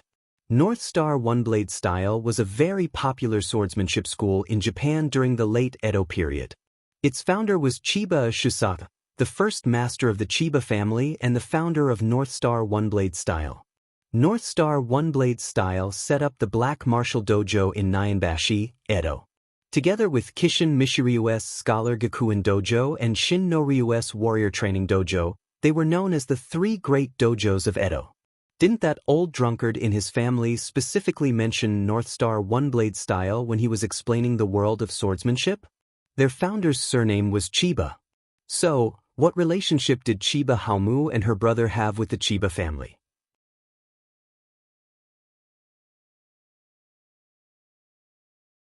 Chapter 84. Fang Yan's guess was right. Chiba Karu and Chiba Haomu were really siblings, and they were indeed the descendants of Chiba Josua. The North Star Ito-ryu was a famous Japanese sword technique that had been passed down for hundreds of years. As a girl, Chiba Kaori was more inclined to enjoy the visual and sensory aspects of the tea ceremony. Chiba Takeshi was a male descendant of the Chiba family. He had been trained by the family in swordsmanship and physical fitness since he was young. Both of them studied at Warren High School, a famous private school in Japan. Both of them were well-known figures in the school. Chiba Kaori was gentle, beautiful, and had an outstanding temperament. She was also the president of the school's tea ceremony club. She was the undisputed goddess of the school. Her status in Warren Senior High School was similar to that of Chin Etienne in Rosefinch. As for Chiba Haomu, he was adorable and skilled in swordsmanship. He was very popular with both boys and girls, and he had a group of hardcore supporters. This time, Saburo Fujino had taken the initiative to issue a challenge. Additionally, he had declared that he wanted to compete with Fang Yen in the way of tea, calligraphy, and fencing. Truth be told, he had dug a big hole for Fang Yen. Saburo Fujino had a clear understanding of the strength of his team members. They had a world-class tea master, a calligraphy master, and a kendo expert. If they were to compete in these three areas, wouldn't they be able to win 3 out of 3 matches? They would be able to trample Hua Xia's team into the mud, leaving not even their bones behind. He did not guess the beginning correctly, nor could he guess the ending correctly. Chiba Kaori, whom he had high hopes for, had lost. Ueno Nobita had also lost. Now, he had placed all his hopes on Chiba Haomu. Teacher. Chiba Takeshi stood before Saburo Fujino. Saburo Fujino patted Chiba Haomu's shoulder. He wanted to say something, but there was an inexplicable sadness in his heart. After a long while, he calmed down a little and said in a deep voice, "Please win." Chiba Haomu nodded with a smile and said, "I understand, teacher." Chiba Haomu understood. All the members of the Wu-Rin inspection team understood. They had already lost 2 rounds. If they lost the last round as well, then they would be shaved bald by Hua Xia. This was a great humiliation. Hence, the other students of Wu-Rin University gathered around them. Good martial arts, good luck. Good fight. You must win. Xianxia is good at martial arts. We believe in you. Chiba Sun walked up to Chiba Haomu and smiled silently. Just do your best. No, sister, I want to win. Chiba Haomu also smiled. His smile was as bright as the sun. What an adorable boy. Win back what you lost. The smile on Chiba Kaori's face gradually faded. She seriously looked into Chiba Haomu's eyes and said, "Little brother, don't mess around." "This is war," Chiba Haomu said. "Sister, there must be a winner and a loser in a war. If it wasn't like that, then the battle between martial artists would have lost its meaning." "But, sister, no buts. Our family motto is courage and wisdom." Without hesitation, Saburo Fujino looked at Fang Yen and asked, "Teacher Fang Yen, our team members have stepped forward. How long are you going to hide your contestants?" What? A wooden door was pushed open from the inside. Tangqing, dressed in a white Daoist robe, walked out with a wooden sword in his hand. He said in a clear voice, "I've been waiting for you for a long time." Clatter. The students of Rosefinch Secondary immediately applauded. Tangqing is so handsome. His outfit is really not bad. As expected of the school hunk. I can't help but admire him. I knew it was Tangqing. I heard that Tangqing's kung fu is very powerful. It had to be said that this kid, Tangqing, was praised by the girls of Rosefinch Secondary as the school hunk. He really did have some skill. Not to mention his dazzling results and outstanding skills. Just the way he walked out in the white Daoist robe of the Taekwondo club while holding a wooden sword gave people the feeling of a handsome and elegant young man. His slender figure, exquisite facial features, and the natural arrogance he exuded made him really attractive to young girls. Fang Yan walked in front of Tangqing and said with a smile, "Have you thought it through?" "I didn't come for you," Tangqing said. "If you think that I'm participating in this competition because of you, I'm afraid I'll have to disappoint you. It doesn't matter who you came for. As long as you stand here today, you will be my good student." Fang Yan patted Tangqing's shoulder. Tangqing frowned. In the end, he did not slap away Fang Yan's restless palm in front of everyone. The members of both sides were in place. Tangqing had already changed his attire and was ready to fight. Fang Yan looked at Saburo Fujino and said, "Let your team members go in and change their clothes." Saburo Fujino said a few words to Chiba Haomu. Chiba Haomu nodded and followed Luo Yi to the changing room where the new Taoist robes were prepared. When Chiba Haomu came out wearing a black Taoist robe and holding a wooden sword of his choice, the match was about to begin. Luo Yi was the president of the Taekwondo club and the only judge for this competition. Fencing was different from other competitions. The winner and loser were clear at a glance. Therefore, there was no need for too many judges to vote. Luo Yi stood between the two of them and said in English that they could understand, "Do you want to wear protective gear?" Both Tangqing and Chiba Haomu shook their heads and refused. They did not have the habit of wearing protective gear. Since both sides have chosen not to wear protective gear, then I would like to propose 3 rules. First, you are not allowed to stab your opponent's vital parts.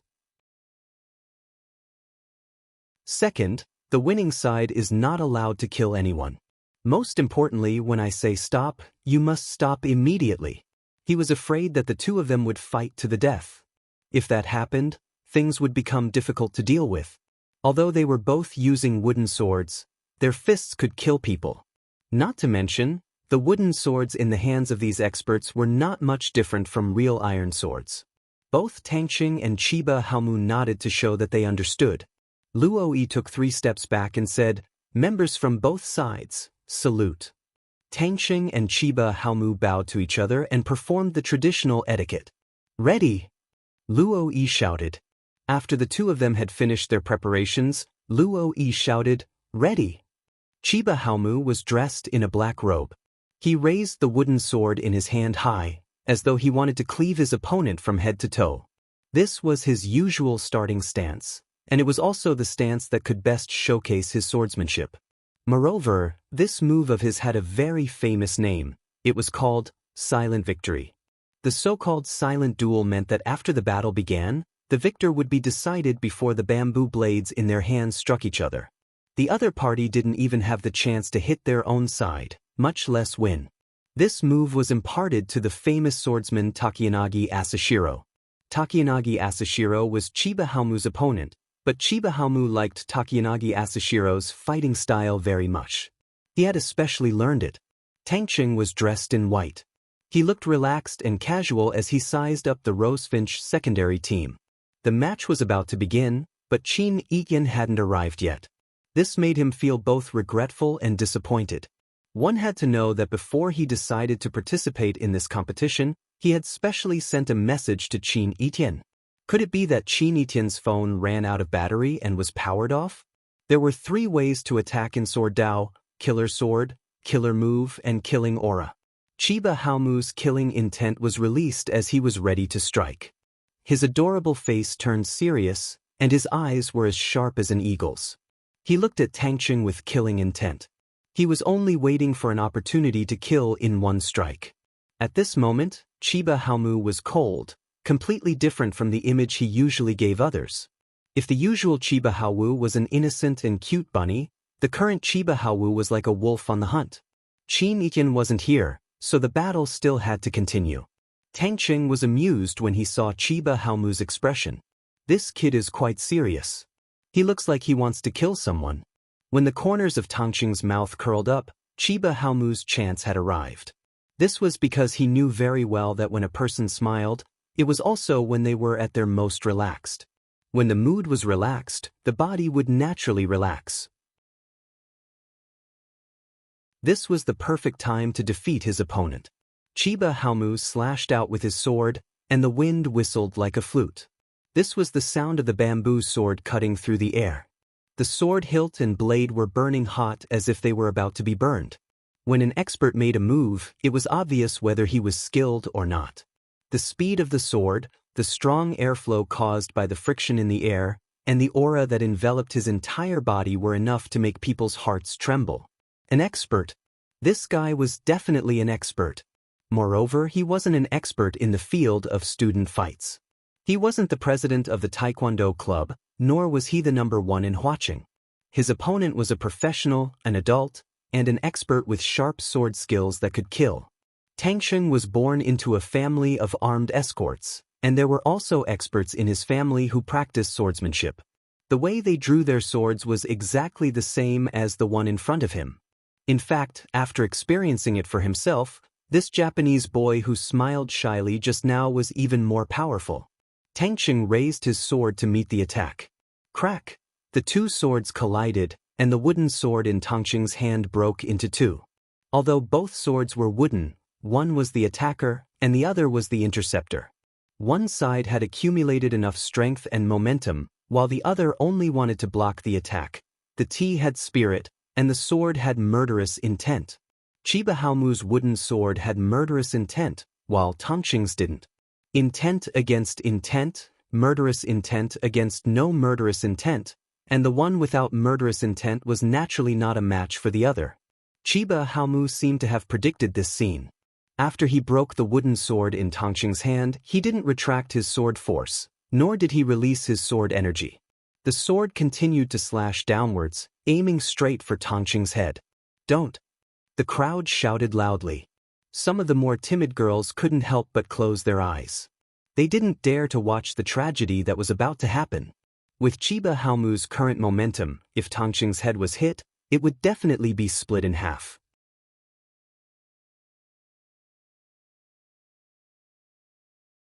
Chapter 85.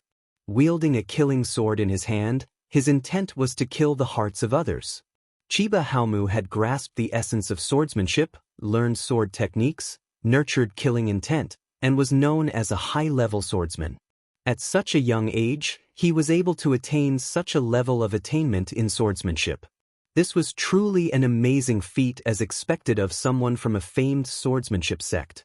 With hundreds and thousands of years of experience, it was only natural for them to have a complete set of methods to cultivate high-quality talents.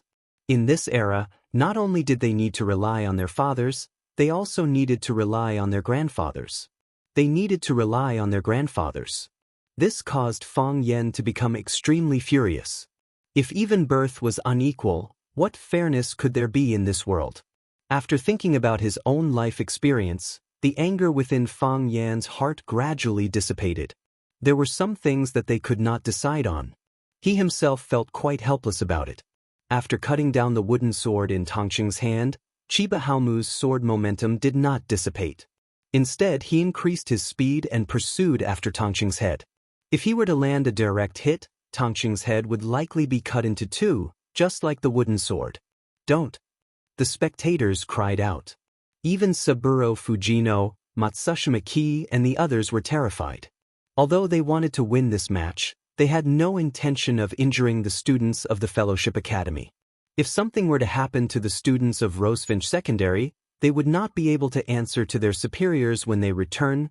Naturally, whether or not they would be able to return was a question that they would have to consider. Fang Yan frowned. This kid's swordsmanship is not bad, but his killing intent is too heavy. His sword move was a simple one. From the moment he cut down Tongqing's wooden sword to the moment he aimed for Tongqing's head, he did not change his move at all.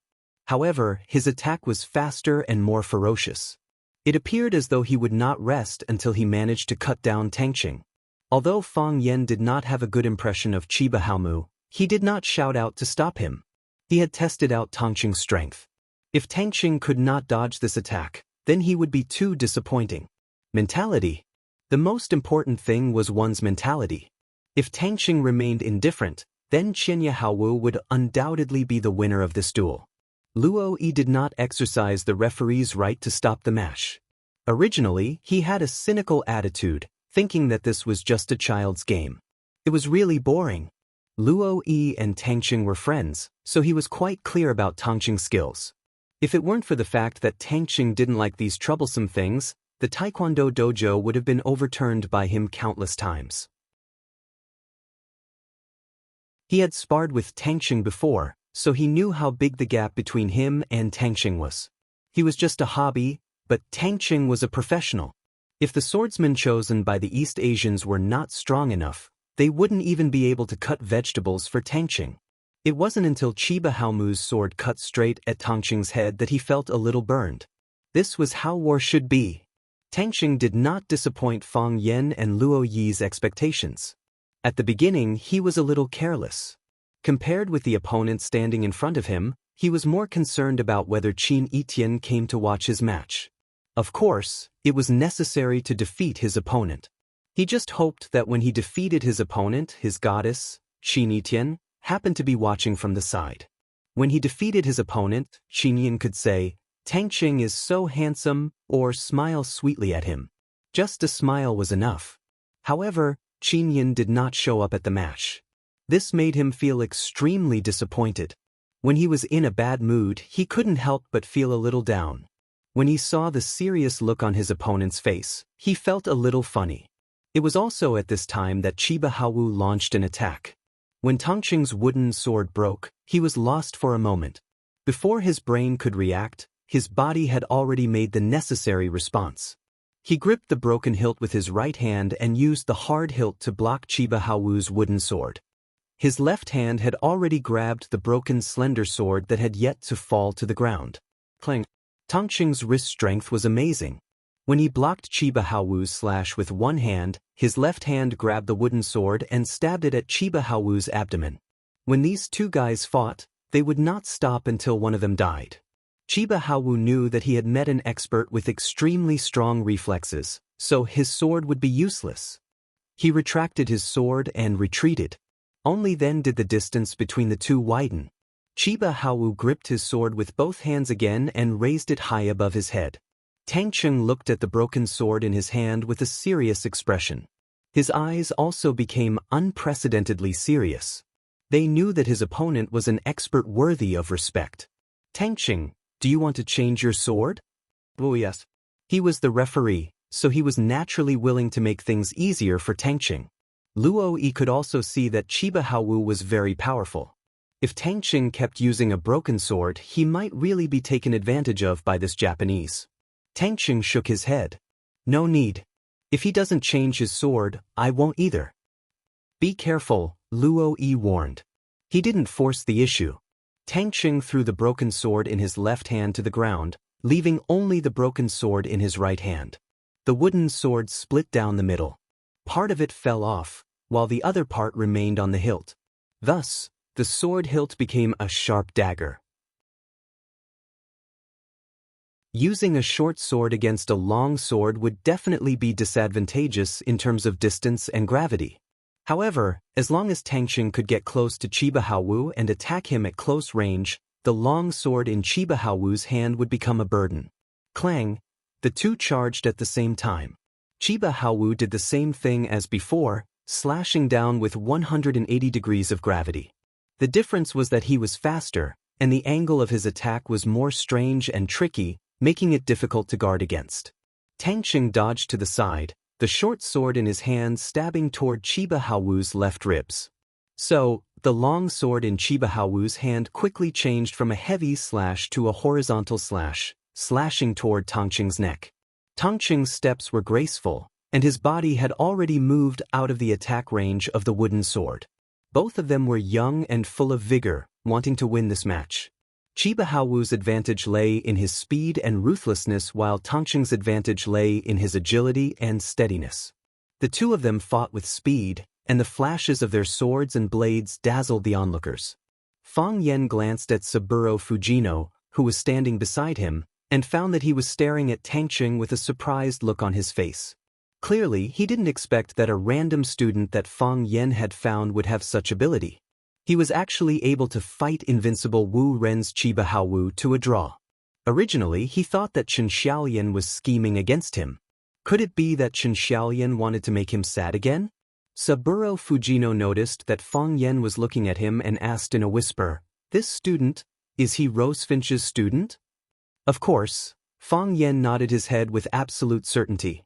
"His name is Tongqing. You can take a look at the list of students in our class."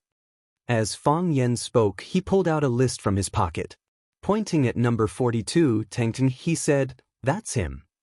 "He is the last one?" Saburo Fujino's small eyes began to spin. Could it be that he had deliberately added Tongqing's name on the list in order to deal with my inspection? "I know what you are suspecting." As Fang Yen spoke, he pulled out a student ID card from his pocket and said, "Look, this is student Tongqing's student ID card." Saburo Fujino accepted the student ID card and inspected it. It was indeed Tongqing's photo.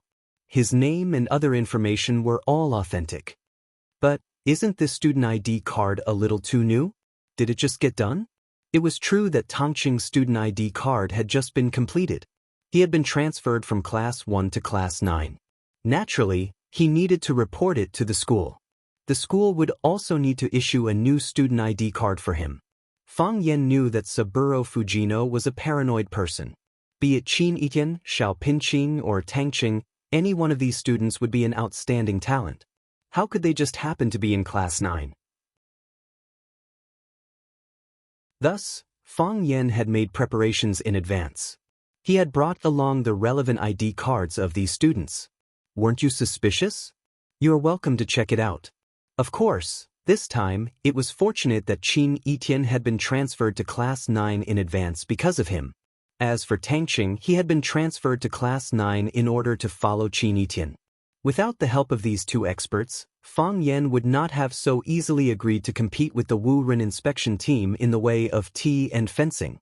In the past, the school would let the students of Class 1 be in charge of receiving inspection teams from outside the school.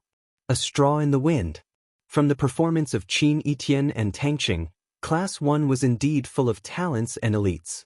What Fang Yen did not know was that Qin Itian and Tongqing were originally the top 3 students in Class 1.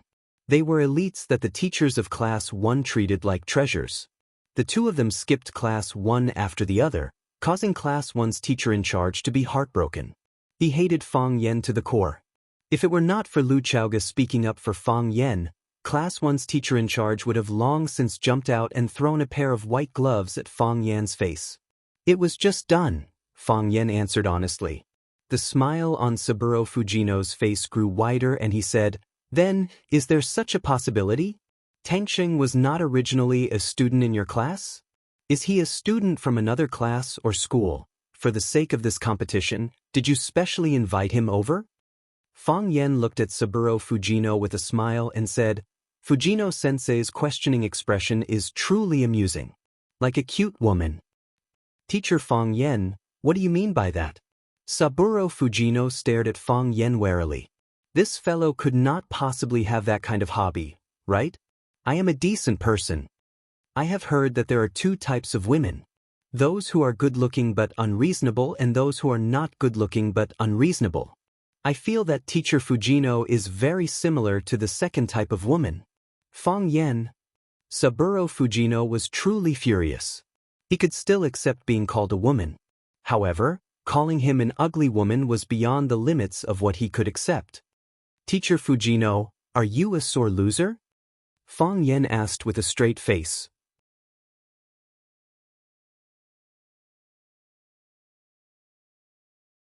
Chapter 86. Who is a sore loser? Saburo Fujino was like a rabbit that had its tail stepped on as he screamed out. If that is not the case, why would teacher Fujino keep picking on such minor flaws?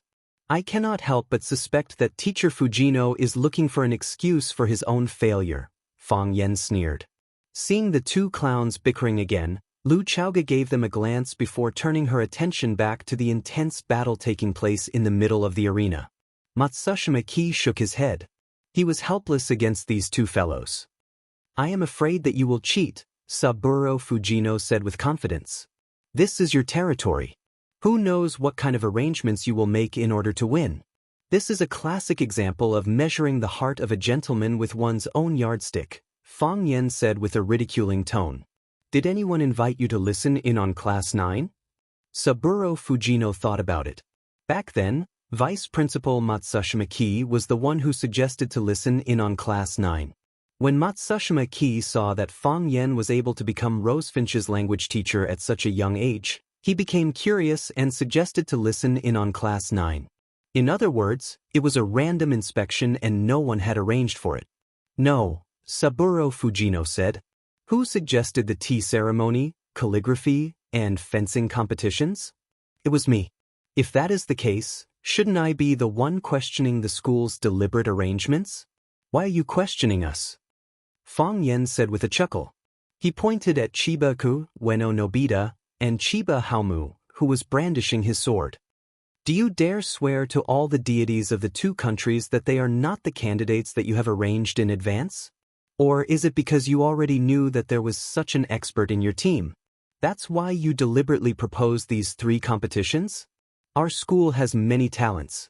It is not just these 3 competitions. Saburo Fujino said stubbornly.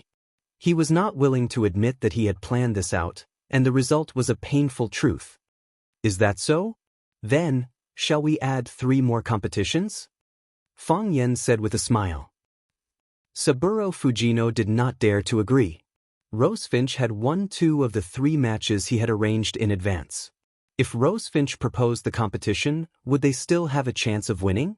It was one thing for others to humiliate him, but did he have to humiliate himself as well? What? Are you unwilling? I don't have enough time to arrange it. Saburo Fujino finally found a plausible excuse. We're going back tomorrow. A student's homework cannot be delayed. You see, you have all taken advantage of us, but Fujino-sensei is still suspicious of us. If you really think that there's something wrong with the 3 students I've chosen, their student files and information are all in the school's archives. You can check them at any time. This can't be faked, right? However, I'd like to ask, are the 20 students from the Wuren delegation all in the same class? Naturally not, Saburo Fujino replied. We are selecting based on merit. It's the same every year. This is Wu Ren's rule. Exactly. You will select outstanding students from the entire school or even the entire country to form a team. We are only selecting students from Wuren High School to be sent out, Saburo Fujino corrected. Who selected students from all over the country to participate in the competition. Was there a need for that? Who knows what happened to you all in Japan? I have no way of checking their student IDs and files. Fang Yan waved his hand. Saburo Fujino felt as though he had been stabbed in the chest. The feeling of being drenched in blood. You are sending outstanding students from all over the country to compete against students from the same class. Do you feel guilty for doing this? Fang Yan said with righteous indignation. Although we know that this is unfair to us, we did not refuse. Why? Because we consider you all as our guests, our close comrades. But Fujino-sensei, how did you treat us? Is this how East Asians treat their friends? I'm sorry. Saburo Fujino was deeply moved and he blurted out those 3 words. After saying those words, Saburo Fujino reacted. Why did I have to apologize to him? This fellow's stomach is full of evil tricks. Who knows which of his words is the truth and which is the lie? Fujino-sensei, you are able to recognize your own mistakes and be a narrow-minded person. Moreover, you are willing to sincerely apologize to me. Fang Yan held Saburo Fujino's hand and said with a sincere face, I will consider accepting your offer. As the 2 of them were bickering, the battle between Chiba Haomu and Tangqing had reached its climax. Luo Yi followed closely behind Chiba Haomu and Tangqing, shouting incessantly. Occasionally, he would even shout out words like, good sword, despicable sword. It was as though he was the one participating in the battle. The baby-faced Chiba Haomu had entered a berserk state. His hair was disheveled and his eyes were sharp. The black Daoist robes he wore fluttered in the wind. Every step he took forward or backward would cause the wind to howl. He had inherited the essence of the North Star one-blade style. His sword attacks were simple, but the angles were strange. Every one of his sword attacks was aimed at the vital spots of his opponent. Add that to his ghostly speed when moving at full speed, it was impossible to defend against his attacks. Tangqing's deep foundation came in handy at this moment. He was able to deal with the myriad of changes by remaining unchanging. His body was tall and his movements were slow. Standing there, he was like a target, allowing Chiba Haomu to attack him from all directions, making him extremely busy. Tangqing changed his strategy. Originally, he had wanted to fight Chiba Haomu with speed and end the battle in the shortest amount of time possible. That way, he would look more handsome. However, when he found that he could not defeat Chiba Haomu in a short amount of time and that Chiba Haomu was better at speed than him, he knew that something was amiss. Rhythm. Everyone had their own unique rhythm. This was also the rhythm that they were best at. Chiba Haomu liked speed, but Tangqing's foundation was solid. Additionally, his swordsmanship was methodical, making it more suitable for him to stay still. He could not follow Chiba Haomu's rhythm. He wanted to control the rhythm himself. Or rather, he wanted to make full use of his own rhythm. Thus, it became a situation where one was fast on the offense and the other was slow on the defense. It was precisely because both of them made full use of what they were good at that the battle was so exciting. The long sword in his hand swung down with great force, aiming for Tangqing's face. Tangqing blocked the attack with his short dagger. He took a few steps forward and directly crashed into Chiba Haomu's chest. Chiba Haomu's sword was raised in the air. His chest was empty, and he lost control of his inner line. However, he changed his moves extremely quickly and viciously. The wooden sword in his hand made a 180-degree turn. Initially, the tip of the sword was pointing outwards, but when he hooked his wrist, the tip of the sword stabbed at Tangqing, who was in his arms. To an onlooker, it was almost a suicidal move. If he was holding a real sword in his hand, then when he stabbed Tangqing's body, it would be inevitable that he would also stab himself. However, he knew the characteristics of a wooden sword very well. He knew the weight of the sword and the speed at which he attacked, and what kind of damage he would inflict on his opponent. Clang. Tangqing once again blocked the tip of the long sword with the hilt of the sword and slammed his elbow backward. Chiba Haomu had two choices now.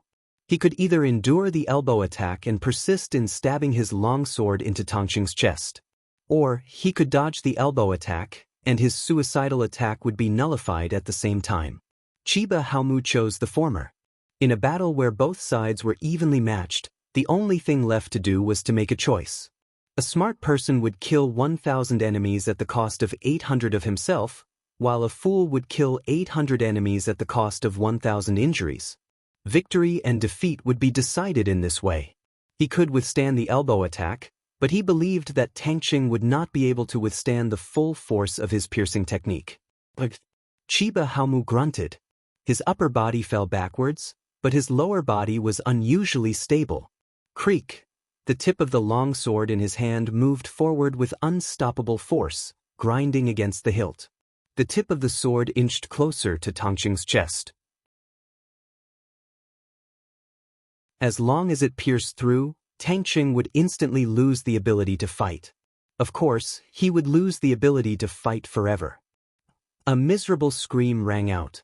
The wooden sword in Chiba Haomu's hand fell to the ground. He clutched his abdomen with his right hand and staggered backward. Plop! His body fell on the wooden floor with a hideous expression. His forehead was dripping with sweat, and he looked like he was in extreme pain. Tangqing stood still and sneered at Chiba Haomu, who was sitting on the ground. The sword hilt that he had been holding in his left hand to block the tip of the sword had been transferred to his right hand, and red blood was seeping out from the blade. Chiba Haomu. A group of people rushed over and surrounded Chiba Haomu. Saburo Fujino rushed to the front of Tangqing and roared, "Kid, you bastard, what did you do to him? What did you do to him?" Chiba Kaori's face was covered in tears as she cried, "Haomu, little brother, are you okay? How do you feel?" Matsushima Nori was a beat too slow to squeeze into the middle of the crowd. Her expression was ugly as she stared sharply at Lu Chaoga and said, "If anything happens to my student, we will definitely seek justice." Lu Chaoga calmly looked at Matsushima Nori and said, "We also don't want this to happen. Of course, I will respect any choice you make." Tangqing walked to the front of Fang Yen and threw the sword hilt in his hand to the ground. He said in a free and easy manner, "I won." After saying that, he turned around and left. "Be careful!" Someone shouted. Chiba Haomu, who was lying on the ground a moment ago, jumped up and stabbed the sword in his hand at Tangqing's back. This kid's eyes were bloodshot.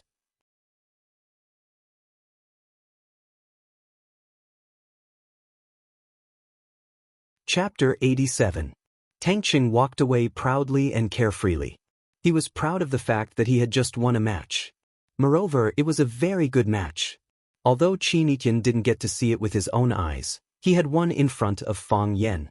Let's see if this guy still dares to belittle and bully me like this in the future. Free and easy was the image he always presented to others. As the most handsome guy in Vermilion Bird Middle School, he needed to put on airs at all times to be a good spokesperson. This was just a match between students, and he really didn't want to think too much about it. A loss was a loss, and a win was a win. Now that the outcome had been decided, what was there to argue about? However, what Tangqing didn't expect was that Chiba Haowu didn't give up just because he thought that the match was over. While a group of people surrounded him and looked at him with concern, Chiba Haowu grabbed the wooden sword on the ground and jumped up, thrusting the tip of the long sword at Tangqing's back. He couldn't accept this. He couldn't lose. He wanted to prove to his compatriots and himself that he was invincible. It happened so suddenly that Tangqing wasn't prepared at all. When he heard someone shouting behind him, he turned around in surprise. He couldn't believe that Chiba Haowu still dared to stab someone with his sword after the match was over. Thus, Chiba Haowu's sword that was originally aimed at his back became his heart. Anyone who had watched Animal World would know that when an animal struggled on its deathbed, it could explode with shocking destructive power. When a swordsman was determined to win, he could also perform beyond his usual level. Great sword chi technique.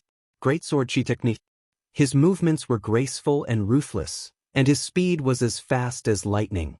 He had just jumped up, and in the blink of an eye, he was already in front of Tangqing. The long sword closed in inch by inch, and was about to pierce a large hole in Tangqing's chest. Tangqing felt the sharp killing intent, and his body tensed up. It was a natural reaction when facing extreme danger. There was a burning pain in his chest, which was caused by the sword chi that had attacked him first. Asterisk hiss. Asterisk the oxygen in the air rubbed against the lightning-fast wooden sword, producing a hissing sound. That was the sound of the air being stimulated and ignited. The wooden sword was too hot, and the tip of the sword was scorching hot. It looked like it was about to catch fire. After practicing swordsmanship for more than 10 years, this was the best sword thrust Chinya Haowu had ever performed. This was his highest level. This was a realm he had never reached before. Today he did it. There was a trace of blood at the corner of his mouth, and his eyes were bloodshot. He was laughing. It was a ferocious and joyous smile.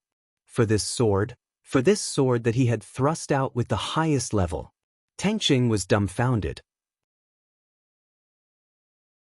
If this was a battlefield, if it was a formal battle just now, with his ability, he could definitely make the most exquisite and accurate reaction or counterattack. However, at this moment, he was at a loss. What was this? Were they going to continue fighting? Or would they fight to the death? However, what was the attitude of the school? Could he do that?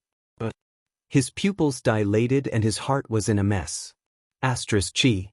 Asterisk he felt the tip of the sword pierce through his clothes.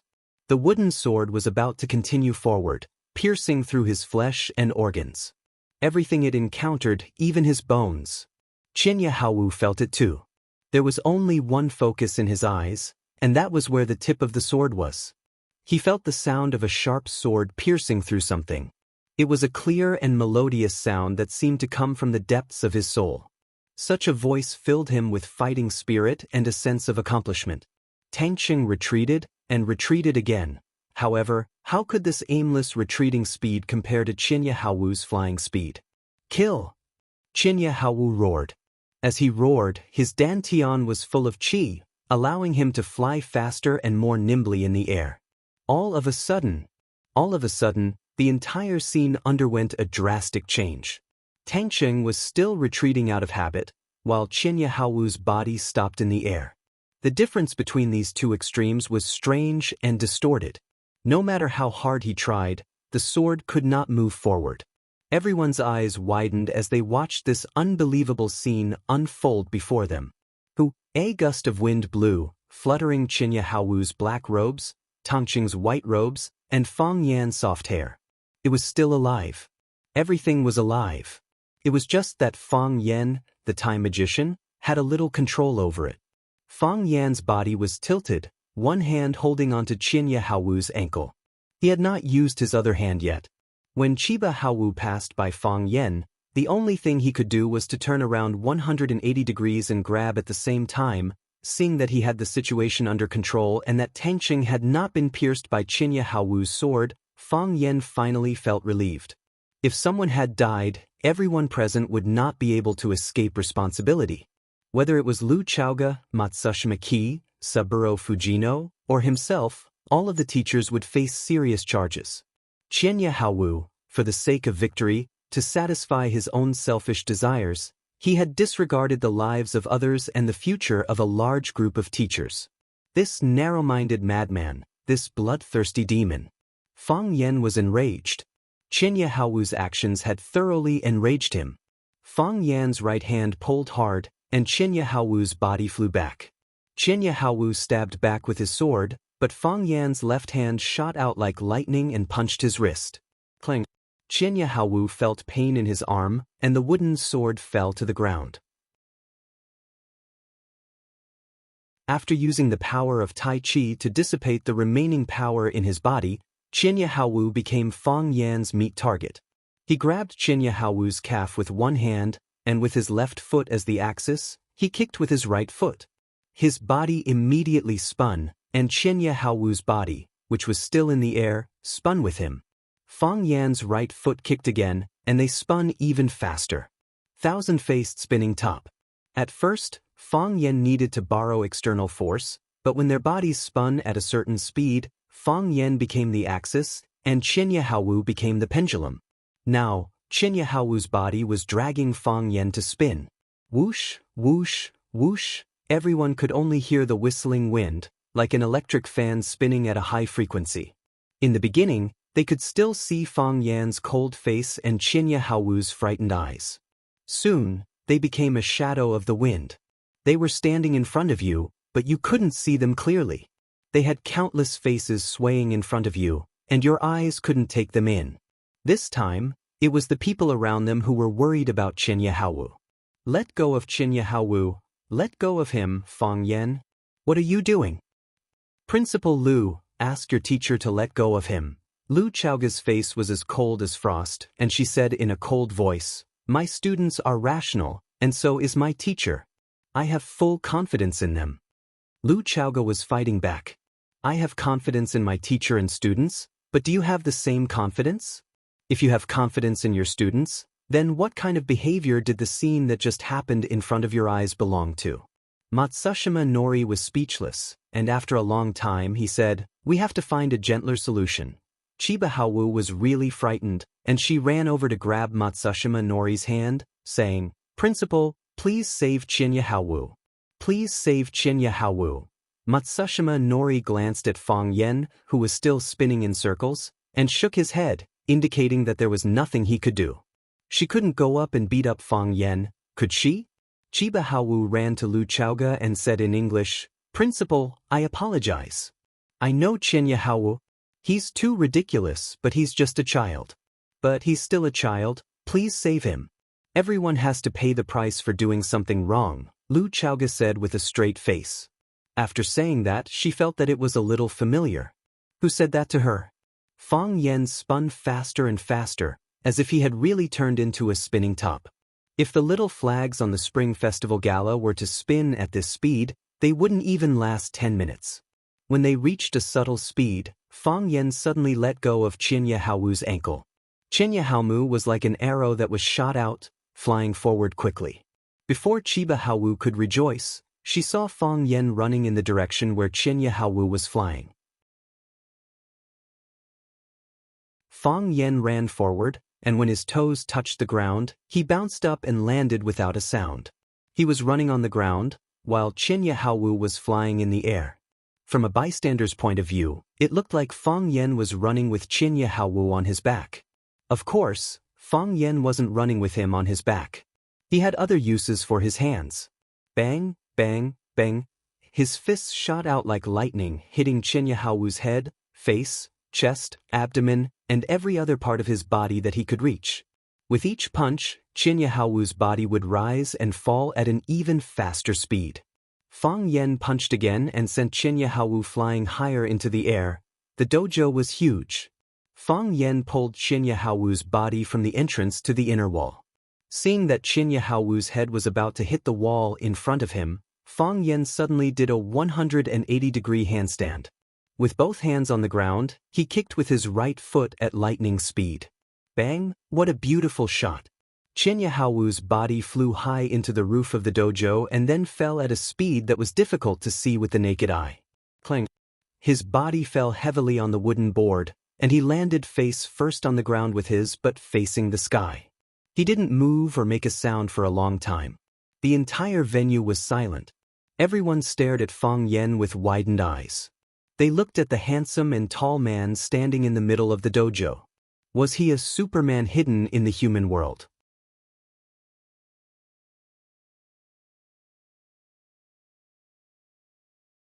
Chapter 88. If you are given the freedom to choose your teacher, what qualities and abilities do you want your teacher to possess? Handsome and confident, someone said.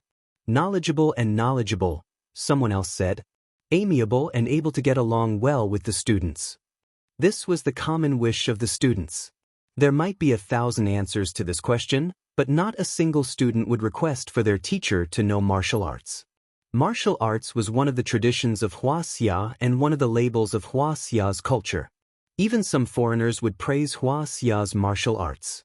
However, how many of them had actually seen it in action? In the eyes of the ordinary students, the fight between Tangqing and Chiba Haomu had already exceeded their scope of understanding. They felt that it was impossible for something like that to happen. This kind of martial arts was too distant from their lives. However, when Fang Yen suddenly unleashed his universe like a Saint Seiya and threw Chiba Haomu into the air, they looked at Fang Yen as if they were looking at an alien. Was this still the Fang Yen teacher they knew, the one who read poems on the Bird River? Was this still the Fang Yen teacher who led them to the alley to learn Alley in the Rain? Was this still the Fang Yen teacher who was sharp with his words, lively and interesting in class, and looked like the big brother next door? The students were all filled with admiration and worship. Their bodies were trembling, and they were so excited that they could not control themselves. Matsushima-ki's face was filled with shock as he stared at Fang Yen for a long time. He had even temporarily forgotten to check on Chiba Haomu's injuries. Is there anything else I don't know? Lu Chaoga murmured as she looked at Fang Yen's eyes thoughtfully. Although she had not known Fang Yen for long, she believed that she had some understanding of him. Talented, arrogant, quick-witted, and courageous. What she saw today had overturned her understanding of Fang Yen. She knew that the Fang Yen she had seen before was only the tip of the iceberg. What else was he hiding? Saburo Fujino's body was trembling. It was not surprise or admiration, but anger. This bastard, this guy who deserves to be struck by lightning, he has challenged me time and time again. Is this the weak scholar he was talking about? Is this what he meant by being powerless? Saburo Fujino could imagine it. If he had accepted Fang Yen's challenge, even if it was just once, the one lying on the same spot as Chiba Haomu would be him. When he thought of Qinya Haowu, he also thought of the situation they were currently facing.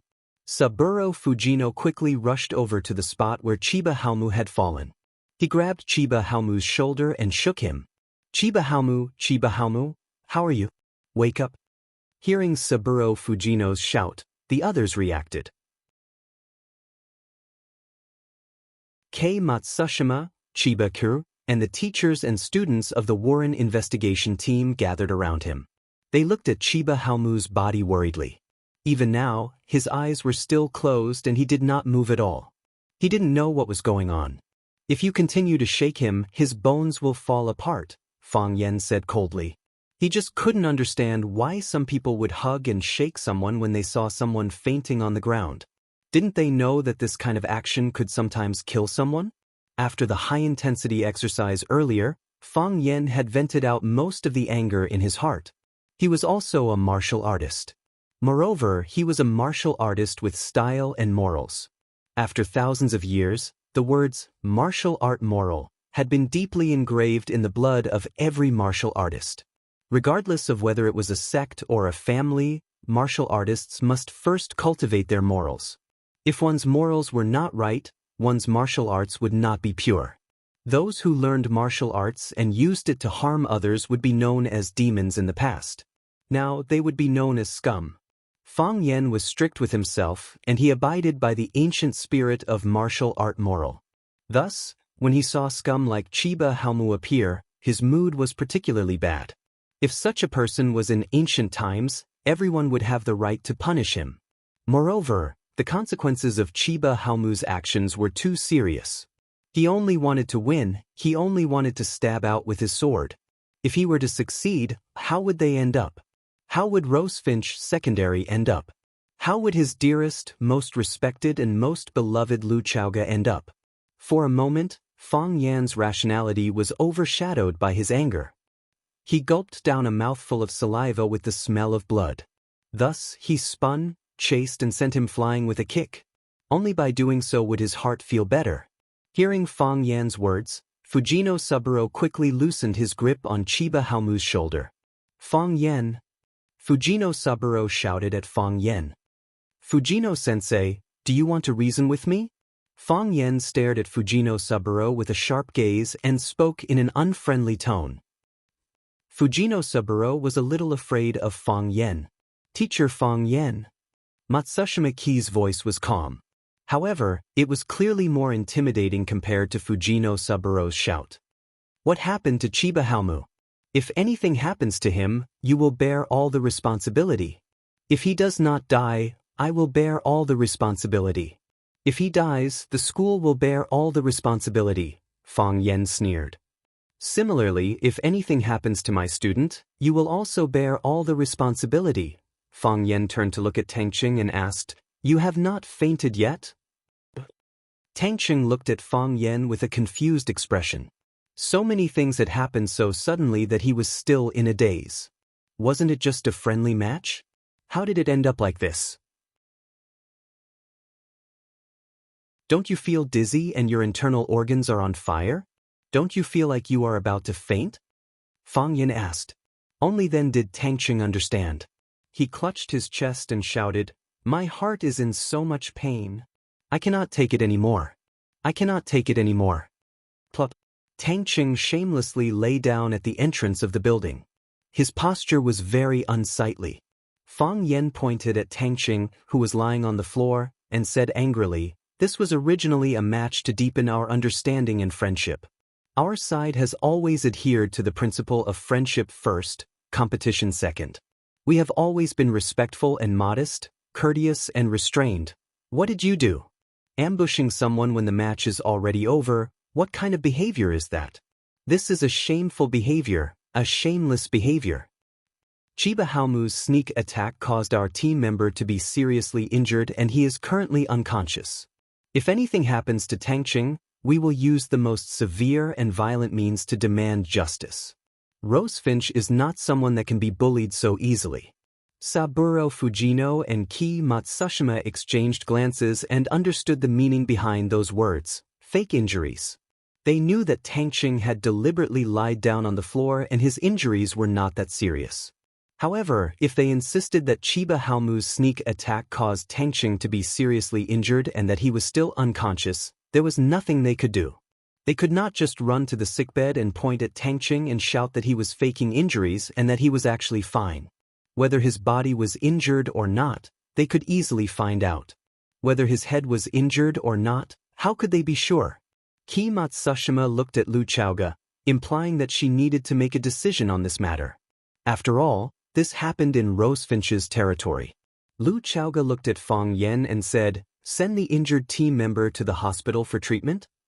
Fang Yen nodded and said, "Of course. However, this matter is not over." When Tangqing opened his eyes, only Fang Yen was sitting beside him. The others had all left. Tangqing's injuries were not serious, but they were not light either. Although Chiba Haomu's sword did not pierce through his body, it did cut his flesh.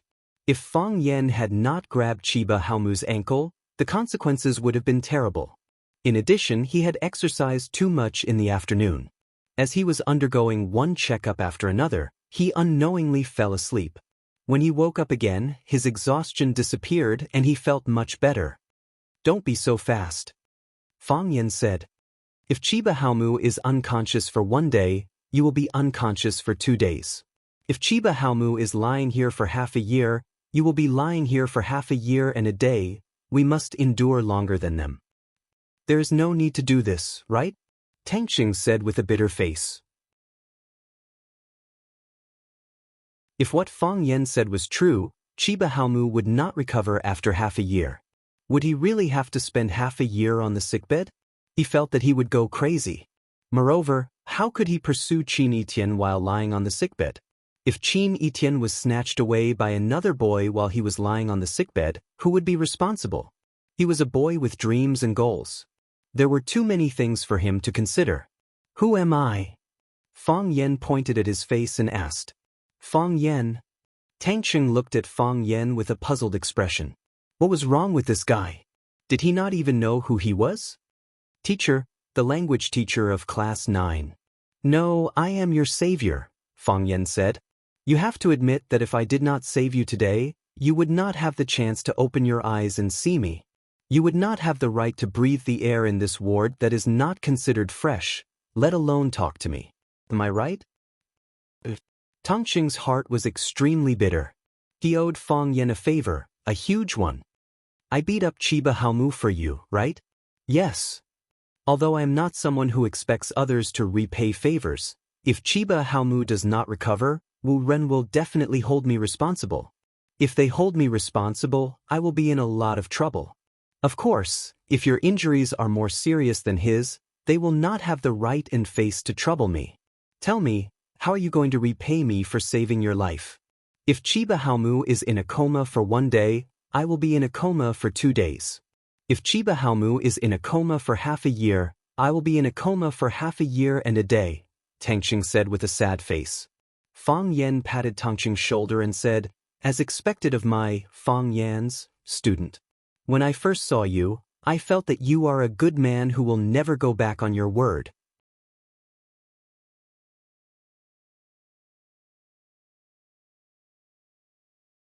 Chapter 89. Chiba Haomu did not stay in a coma for 3 to 5 days like Fang Yen had said. He woke up on the night of the accident. He opened his eyes and looked at the white ceiling with a dull expression. No one knew what he was thinking. Chiba Haomu sat beside Chiba Haomu, her beautiful eyes staring at him without blinking. Her face was calm and she did not appear particularly happy because he had woken up. Matsushima Ki and Saburo Fujino exchanged glances. Matsushima Ki then signaled Saburo with his eyes. Despite his reluctance, Saburo Fujino walked over to stand before Chiba Haomu and asked in a soft voice, "Student Chiba Haomu, do you feel better?" Chiba Haomu did not answer, as if he did not hear his teacher. Saburo Fujino turned to look at Matsushima Ki and continued, "If you feel any discomfort in your body, you must tell us immediately. We will find a doctor to check on you." Chiba Haomu still did not answer. Saburo Fujino quickly walked to Matsushima Ki and whispered, "Principal, Chiba Haomu's condition is not optimistic. Is there something wrong with his mind? Give him some time, Matsushima-ki said. She glanced at Chiba Haomu and said, Teacher Fujino, let's go out first. Okay, Saburo Fujino replied. Matsushima-ki patted Chiba Haomu's shoulder and said, I will leave Chiba Haomu to you. Chiba Haomu stood up and bowed deeply to Matsushima-ki. Matsushima-ki sighed and said, Don't worry. We will take care of this. It was late at night and the corridor was empty. It was abnormally quiet. Saburo Fujino closed the door and said angrily, Principal, Rosefinch is too much of a bully. How can a teacher participate in a competition between students? It is one thing for a teacher to participate, but he also beat up a student. We must seek justice for Chiba Haomu. Otherwise, Wuren Senior High School's reputation will be tarnished. How can we face our peers at Wuren Senior High School? Matsushima-ki nodded. Then, Teacher Fujino will seek justice for Wu Ren. Principal Matsushima-ki. Saburo Fujino looked embarrassed. He was just an ordinary teacher in the delegation. He was not on the same level as Rosefinch Secondary. Only Matsushima-ki, the leader of the delegation, was qualified to negotiate with Rosefinch on behalf of Wu Ren. If he stepped forward, he would not have a legitimate reason to do so, and Rosefinch would not take him seriously. Matsushima-ki was in a bad mood. He also knew that it wasn't the time to be angry with his subordinates, so he explained, I'm afraid this matter is a little troublesome. What's so troublesome about it? Saburo Fujino was unconvinced. However, the tone of his voice was clearly much lower. Fang Yen is Vermilion Bird's teacher. He severely injured Wu Ren's student in front of so many people. That's right, we'll let Xianxia Haowu lie on the bed. We will not leave until they give us an apology, a satisfactory answer, and compensation sufficient to make up for our physical and emotional wounds. If it really doesn't work, we can make things worse. I want to see if they can withstand the pressure from society and the international community. It would be good if things were that simple. Matsushima-ki shook his head. Chiba Haowu violated the rules first, stabbing us in the back.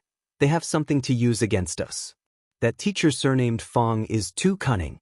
I fear that they are the ones who will not let this matter rest.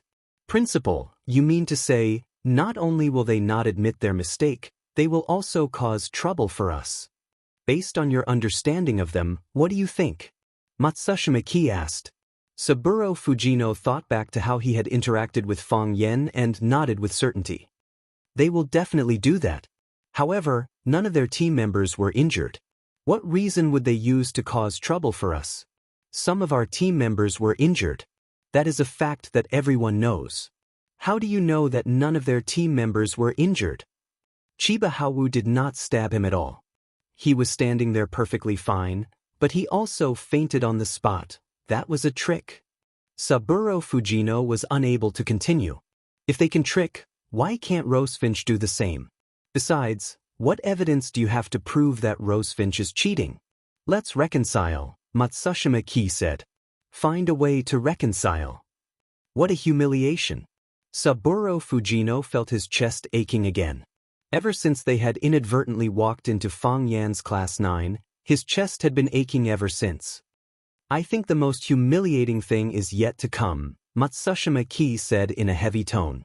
If we only lost our dignity, it would be a fortunate thing for us now. Chiba Haowu knew that Principal Matsushima-ki and Saburo Fujino were still standing in the corridor outside.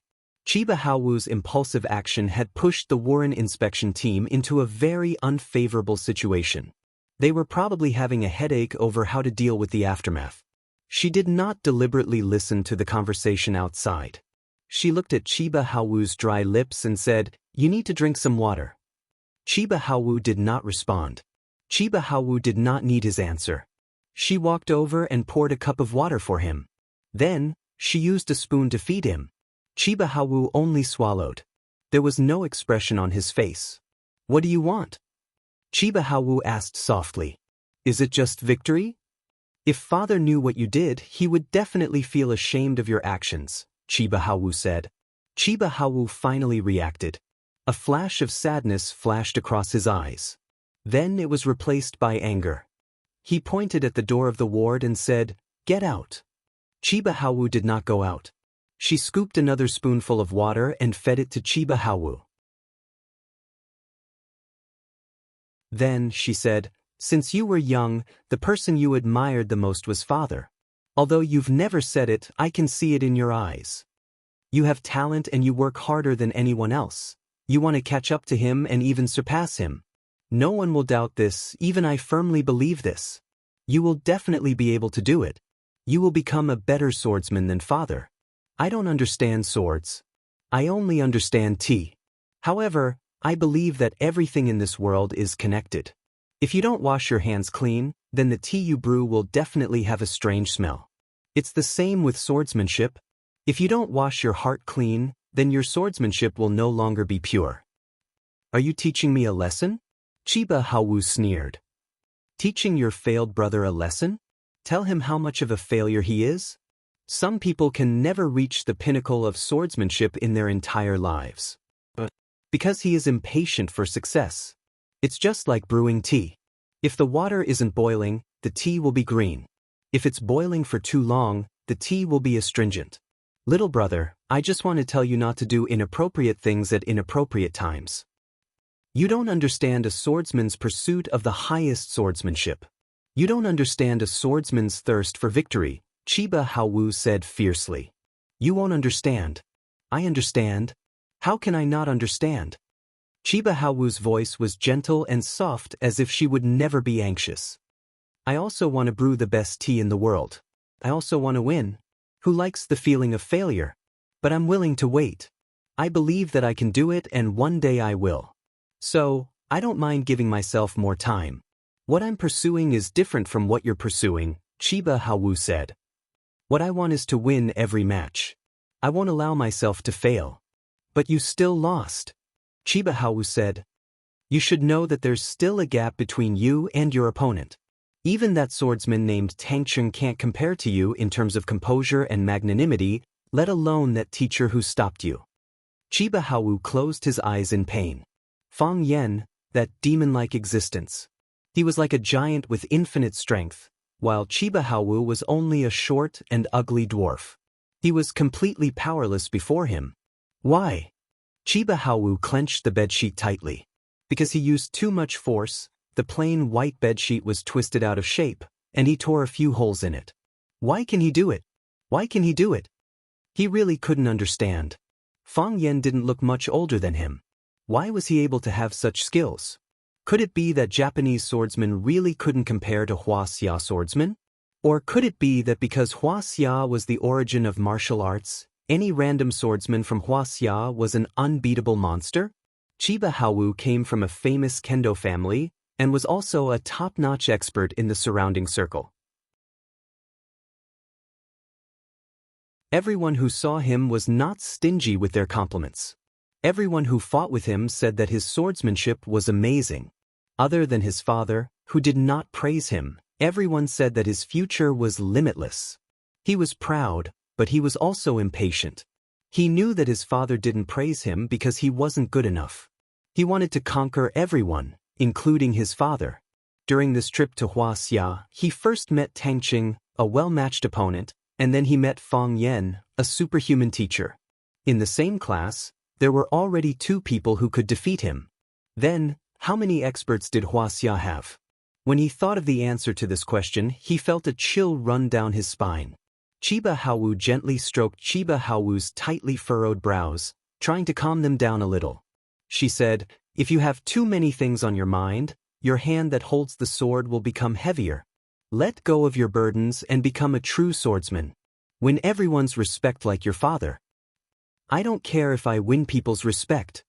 Chiba Haowu clutched his aching chest and said, "I must defeat him. Only then can I wash away the humiliation I received today."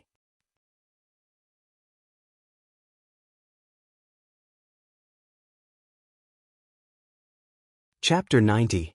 After some intense bargaining, Matsushima Ki, on behalf of the Wu Ren investigation team, accepted the many requests of assistance from Rosefinch Senior High School.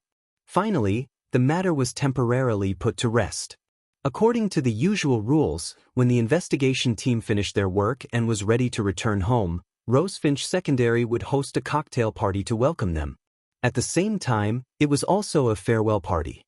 At this time, not only would Vice Principal Lu Chaoga, who was in charge of the reception, be present, but Rosefinch Secondary's principal, Zhang Xiaofeng, and other senior leaders and board members would also attend the cocktail party. However, after this incident, how could the Wu Rin investigation team still have the mood to attend such a banquet? They tried to reject it, but Rosefinch Secondary insisted. It was difficult to refuse such hospitality, so they could only put aside their worries and dress up to attend. Originally, Fang Yan was not qualified to attend this cocktail party. He was just an ordinary teacher at Rosefinch Secondary who had just been promoted from probation. He did not have any rank in the school. If a teacher like him could attend the cocktail party, they would probably have to prepare a hall that could accommodate hundreds of people. However, because he was one of the main receptionists for the Wu Rin investigation team, and the students from Class 9, led by him, had the upper hand in the competition with the Wu Rin investigation team, winning 3 out of 3 matches, even a leader like Li Ziqiang, who was extremely dissatisfied with Fang Yan, felt that he should invite Fang Yan over on such a day to reward him. In the past, most of the matches between Rosefinch and Wu Rin were evenly matched. Sometimes, they would even lose more than they won. They had never been suppressed like this, so much so that they could not even show their faces. Therefore, Fang Yan became the most relaxed person at the cocktail party. Everyone else was busy exchanging pleasantries and drinking, or saying goodbye reluctantly. Only Fang Yan was not loved by anyone. Those who were of a high enough rank were not willing to get close to him. Those who were not of a high enough rank were the students from the Wu Rin investigation team. They could not wait to surround Fang Yan and beat him up. Who would be willing to come up and drink with him? A person's loneliness was not loneliness. If you still felt lonely standing in the middle of a crowd, it meant that you were not popular. Fang Yan decided not to be a cheapskate anymore. Cheapskates have no friends. He sat alone in the corner of the hall, holding a glass of wine and thinking. "Sorry to disturb you," Chiba Kaori said gently as she stood in front of Fang Yan. She didn't speak well in Wuxia, and Fang Yan didn't understand Japanese, so she could only speak in English. Fang Yan looked up at the beautiful Japanese girl and asked, "What's the matter?" "I'm here to apologize to you on behalf of Chiba Halmu," said Chiba Kaori. "I know that there's a custom in Wuxia to apologize with wine." She turned around and took a glass of red wine from the tray the waiter was holding and said, "I'll drink to apologize." She held the glass with both hands and drank the red wine in one gulp. Then she put down the empty glass, took another glass of red wine, and drank it again. After 3 glasses, she wiped the wine off the corner of her mouth with a handkerchief.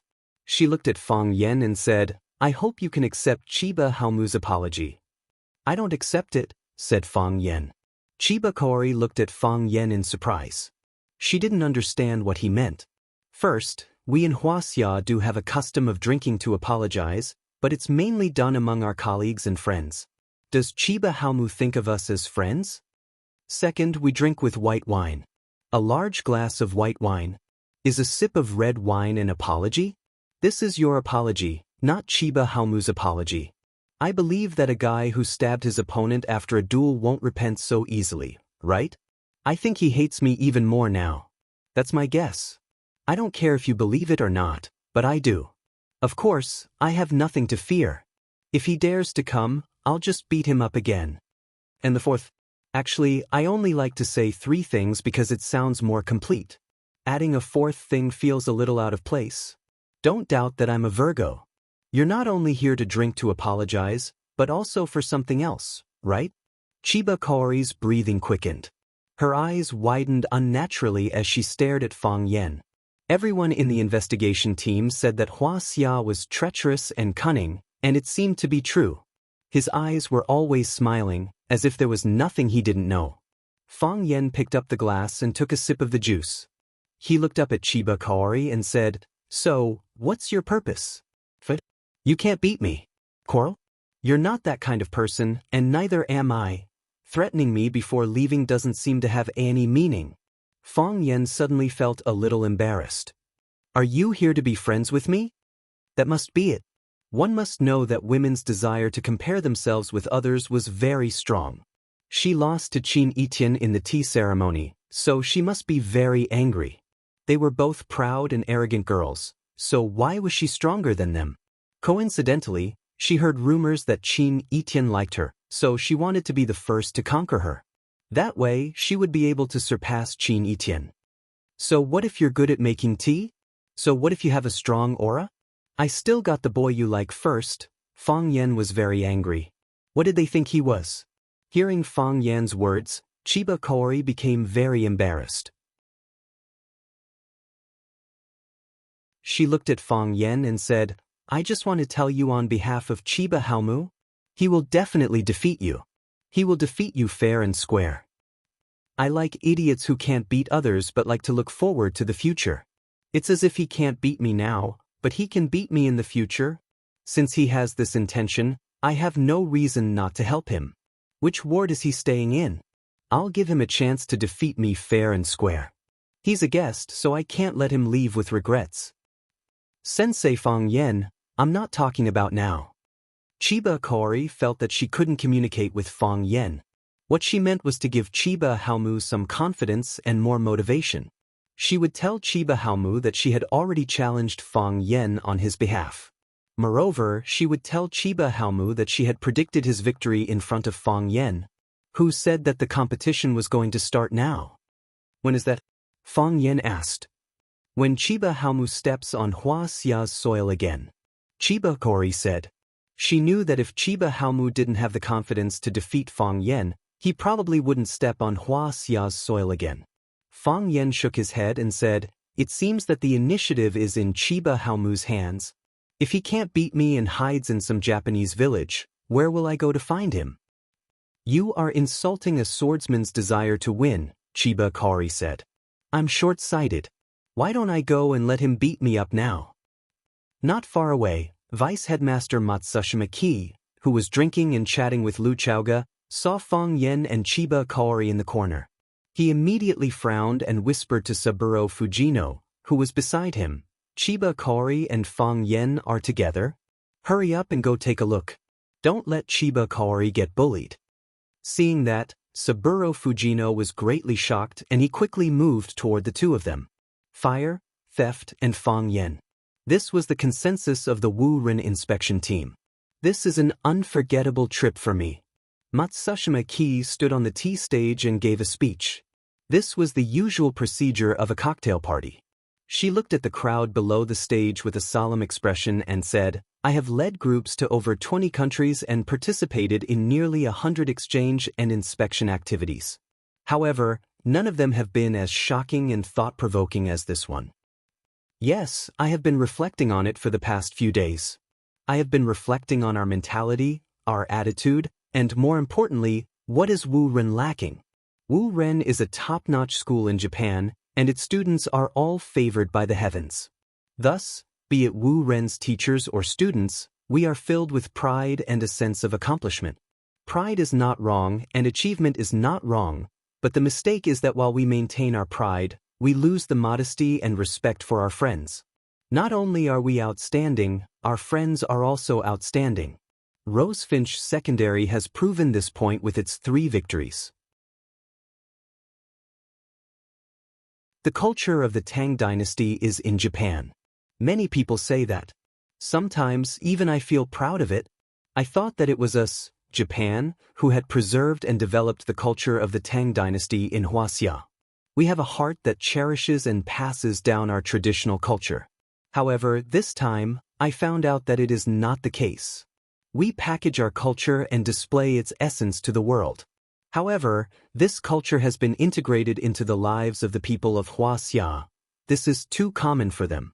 However, when there is a challenge, when the country needs it, countless outstanding people will step forward to fight for dignity, to fight for victory. We have witnessed all of this with our own eyes. We have lost. We have lost our dignity, Matsushima Ki said with incomparable honesty. We have also won.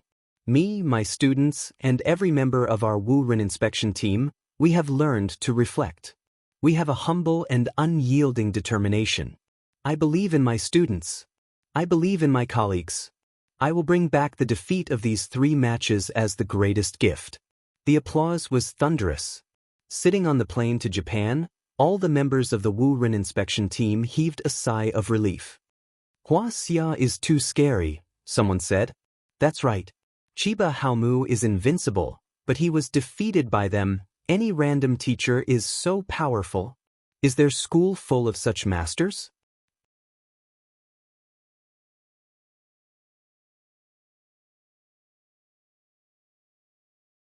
Chapter 91.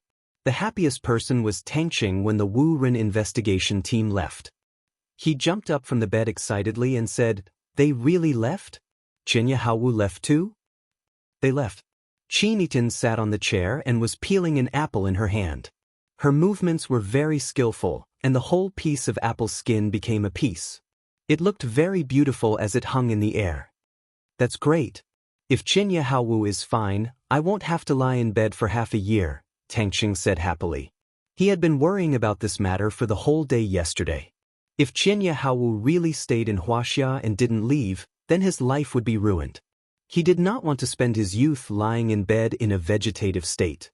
He did not expect that in just one day, Xianxia Haowu would return to the country, and Qin Etian, whom he could not forget, would take the initiative to visit him.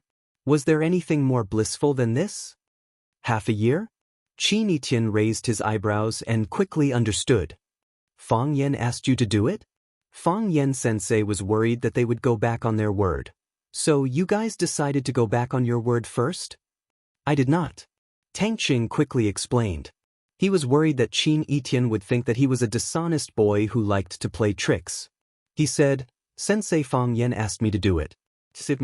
I had to do it. Fighting poison with poison is indeed a good idea, Qin Etian said. At least, this is the best way to deal with those who do not keep their word. Tangqing felt a little upset in his heart. Why was Qin Etian always praising Fang Yan's teacher when it came to him? She was not a girl who liked to praise others.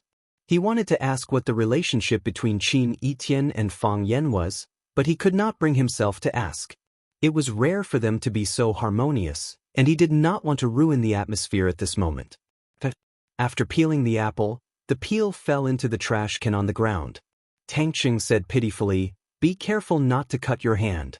If I want to eat it, I can do it myself." Qin Yin took a bite of the apple and chewed on the crisp and sweet flesh. He looked at Tangqing and asked, "What did you say?" Tangqing swallowed his saliva and said, "I say, this apple tastes good, right?" Dong dong. There was a knock on the door. Tangqing shouted, "Please come in." 2 girls in Rosefinch's uniforms stood at the door with a bouquet in their hands.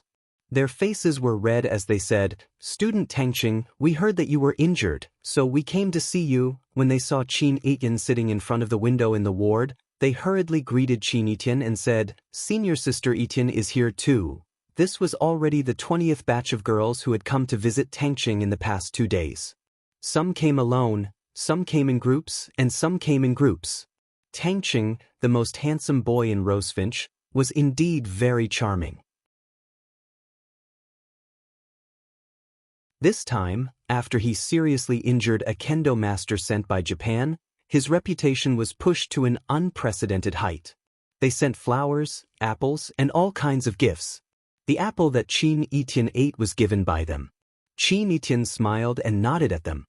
He stood up from the chair and said to Tangqing, "I still have something to do, so I'll leave you in the care of my junior sisters." She took another bite of the apple. "What are you going to do?" Tangqing asked hurriedly. He hoped that Qin Etian would stay and take care of him the most. No, it was fine for him to take care of Qin Etian. Qin Etian thought about it and said, "I'm going to sleep. I seem a little sleepy." Senior Sister Etian, take care. The 2 girls standing at the door greeted her respectfully. It wasn't until Qin Etian's figure was far away that they felt the suffocating feeling disappear. "Classmate Tangqing, are you okay?" The girls laughed and surrounded him. "Sorry." Tangqing looked at them and said, "Can you peel an apple for me?" "Of course, no problem," the girls said happily. After all, not everyone had the opportunity to peel an apple for the most handsome boy in school. As soon as Fang Yan appeared at the door of Lu Chaoge's office, the secretary, Xiao Meng, who was sitting at the front desk, exclaimed, "Ah, Fang Yan." As soon as she shouted, the people in the surrounding offices all craned their heads to look over. Is Fang Yan? He looks so young. He knows martial arts? He doesn't look like it, but he's quite handsome. It's my favorite dish.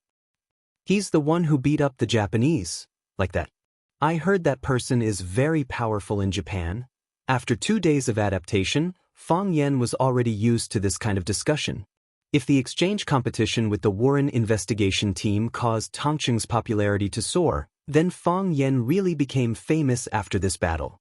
Not only did he save Tang Cheng at the critical moment, he even beat up Qian Yahawu in front of everyone, causing everyone's eyes to pop out of their sockets.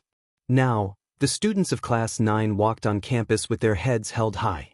Regardless of whether people asked, they would take the initiative to say, "Don't mess with me, our teacher knows martial arts." Fang Yan, this teacher who had just come to Rosefinch Secondary for a short period of time, had refreshed people's understanding of him and his own limits time and time again. Fang Yan waved his hand at everyone and said, "Go back. Everyone go back. I'm just an ordinary person. It's enough to watch for a few minutes. Don't let it affect your work."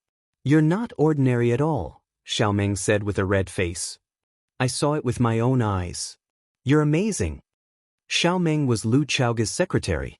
After Jing Jing was not welcomed by Lu Chaoge would bring Xiao Meng wherever she went. When Fang Yan beat up Qi Bahawu, Xiao Meng was also one of the bystanders. However, there were too many people watching at that time, and her boss was also beside her. Even though she felt that her heart was about to jump out of her chest, she could not take the initiative to express her admiration to Fang Yan. "Don't tell anyone. I'm a very low-key person," Fang Yan said with a smile. "Is Principal Lu in his office?" "Principal Lu is waiting for you in his office. He said that you can go straight in when you arrive." Xiao Meng's eyes were filled with affection. She looked at Fang Yan and said, "Mr. Fang, Transformers is on. Can I treat you to a movie?" "I don't watch cartoons," Fang Yan said. "It's not cartoons, it's..." Before Xiao Meng finished speaking, Fang Yan had already pushed the door and walked into Lu Chaoge's office. He ran so fast. Xiao Meng's eyes were full of little stars. No wonder he is so good at fighting. Lu Chaoge was looking at a file. This was Fang Yan's file. The file was very simple, so simple that people felt it was not simple. Lu Chaoge knew that either there was a problem with this file, or there was a problem with Fang Yan. Or, there was a problem with both of them. She also heard Xiao Meng's shouting outside the office. She knew that Fang Yan was now the hottest celebrity in the entire Rosefinch Secondary. Even Tangqing, the most popular guy in Rosefinch, was not as famous as him. Who asked him to be saved by Fang Yan? Moreover, a teacher, in order to avenge his own student, actually beat up a student from the inspection team in front of so many people. Which student wouldn't like such a protective teacher? Now, Fang Yan had already become the guardian angel in the mouth of many students. As Rosefinch's students boasted to the outside world, the entire student community in Huaqing now knew that Rosefinch had a teacher who knew Kung Fu. Lu Chaoge smiled bitterly. She really didn't know whether this was a good thing or a bad thing. Seeing Fang Yan push the door open and come in, Lu Chaoge said, "Sit down." She took out her tea can from her drawer and pushed it over, saying, "If you want tea, make it yourself." Fang Yan didn't sit down. He looked at Lu Chaoge with a strange expression and said, "Principal Lu, don't be so nice to me. Once you're nice to me, I feel that this is the last conversation we'll have. You want to expel me again, right? If you don't want to drink, then forget it." Lu Chaoge reached out to take the tea can back. Fang Yan quickly reached out and not only grabbed the tea can, but he also grabbed Lu Chaoge's hand. Lu Chaoge's ears were slightly red, and she looked at Fang Yan with a sharp gaze. What she meant was, "Hurry up and let go of my hand." Fang Yan didn't seem to feel the murderous intent in Lu Chaoge's eyes and said, "If you let go of the tea can, I'll let go." Lu Chaoge was so angry that she almost laughed. "You're holding my hand, how do you expect me to let go of the tea can? Let go, Lu Chaoga said in a low voice. If you promise.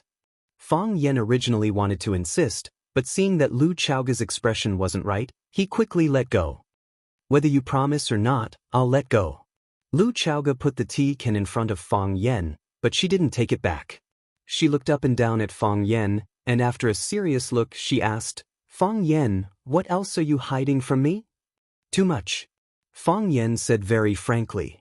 My parents' hobbies, first love's name, 3 measurements, and so on. I didn't tell you. I don't need to know these things.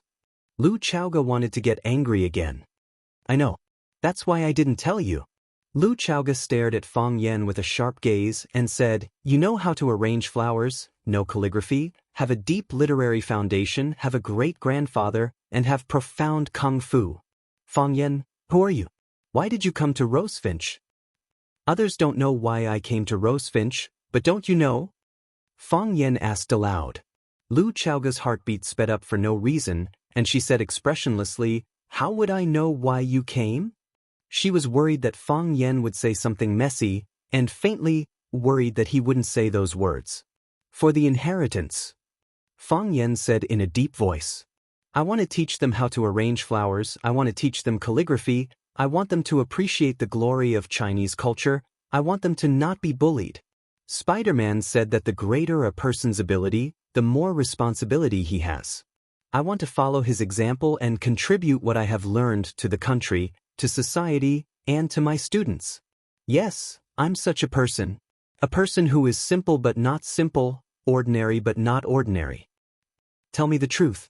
Lu Chaoga shouted angrily. I'm afraid.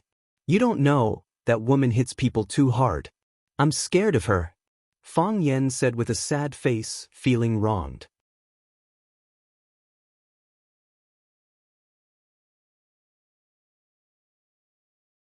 Chapter 92. The first time I met her, she beat me so hard that I couldn't get out of bed for more than 10 days. The second time, she broke my leg. The third time, she knocked out 2 of my front teeth. Even now, people still call me a toothless rabbit. Tell me, how can there be such a violent woman in this world? Is she still a woman? Can I not run away? If I don't run away, who knows what she will do to me this time? What if she blinds my eyes? What if she knocks my nose in? She has done that before. Which part of my face is the ugliest? My nose. My nose was so handsome and straight, but after 2 punches from her, it became like this. People who don't know me might think I was born like this. Fang Yan's history of growing up was the history of Yi Rou's brutal violence against him. Thinking of the grievances and wounds on his body, he had the urge to burst into tears. Why is my life so bitter? Fang Yan looked at Lu Chaoga, who was sitting across from him. She was expressionless, and there was no sympathy in her eyes. Don't you think I'm pitiful? Fang Yan asked curiously. Shouldn't she be hugging him and crying bitterly when he said it so miserably? This woman is so heartless. Do you think I'll believe you? Lu Chaoga said with a sneer. Fang Yan opened his eyes wide. In all honesty, every word he said this time was the truth. How can you not believe me? 2 days ago, you seriously injured a swordsman from Japan and sent him to the hospital. What kind of woman can beat you? Lu Chaoga asked sarcastically. Bastard, does he think I'm an idiot? There is someone more powerful than me. Fang Yan wanted to explain. He regretted that he didn't ask someone to record the video when Yi Rou beat him. Otherwise, the evidence would be irrefutable. Fang Yan. Lu Chaoga interrupted Fang Yan. I want to hear the truth from you. If you really don't want to talk about it, you can tell me directly. I won't force you. I can't force you. But you don't have to make up such a vulgar story to deal with it. Be honest. Fang Yan's eyes reddened. Wait until you want to talk about it. Lu Chaoga waved his hand disinterestedly and said, no matter where you come from or what your purpose is, as long as you do it for the good of the students and the school, I will still support you in your work as I have in the past. This time, Class 9's performance is very good. The school should reward you. What do you think? Can you give me a raise? Fang Yen put away his depressed mood and said to fight for the benefits that should belong to him. Impossible, Lu Chaoga said. You've just been promoted from an internship to an official teacher. This is already against the rules. It's impossible for me to get a raise in the near future. Lu Chaoga frowned and asked, Are you short of money? Not really. It's just that I'm afraid of being poor and want to save some money to protect myself, Fang Yen said. He still had another thought that he didn't say. He was getting more and more famous in Rosefinch and among the students in Huacheng. What if Yi Gentle found his whereabouts and chased after him? He would have to run away again. Doesn't he need money to run away? If there's a critical moment and you need money urgently, you can ask me for help, Lu Chaoga said. This was a promise. After saying that, Lu Chaoga was inexplicably angry in her heart. Why can't I avoid the topic of money every time I'm with this guy? Shouldn't educated people be ashamed to talk about money? Thank you, Principal Lu. I knew we're on the same side. Fang Yen was overjoyed. What's the best way to test the friendship between friends these days? Borrow money. No matter how much it is, if someone is willing to lend money to you, it means they treat you as an important friend. According to previous practice, the school can allocate a portion of the funds for you to go on a trip. Lu Chaoga said. That's fine. Fang Yen nodded with a smile. Take the students on a sightseeing tour, feel the beauty of nature, and at the same time deepen the relationship between them. This is a good idea. The school is indeed more meticulous and long-term than I am. I'm always thinking about whether I can get a raise or not. The teacher leading the team needs to be the homeroom teacher, Lu Chaoga said. The smile on Fang Yan's face froze. What does this mean? They allocated funds for the students to go on a trip, but they kicked me, the hero, away. Chen Dehai picked up a big bargain. How can they play people like this? Lu Chaoga saw Fang Yan's reaction and laughed in her heart. Kid, I don't believe I can't teach you a lesson. She took out a piece of paper from the folder in front of her and handed it over. She said, From today onwards, you are the homeroom teacher of Class 9. I'll hand over Class 9 to you. Fang Yen grinned and said, I knew the school leaders wouldn't let us. The teachers who work wholeheartedly feel wronged. Sure enough, isn't the reward coming? Fang Yen. Lu Chaoga looked at Fang Yen seriously and said, The homeroom teacher is different from the teacher. The teacher only needs to be responsible for the subject he teaches and ensure the student's academic performance. But the homeroom teacher is not the same. He not only needs to be responsible for the student's academic performance, but also the students' lives. Whether the students come to class, why they don't come to class, what is the reason for the students' declining performance, what is the reason for the students' improvement performance, if the students have conflicts in school, if the students have conflicts outside, they also need to find a way to solve it. The homeroom teacher is not the students' parents, but they are better than the students' parents. This position has a great responsibility. I understand. Fang Yen nodded and said.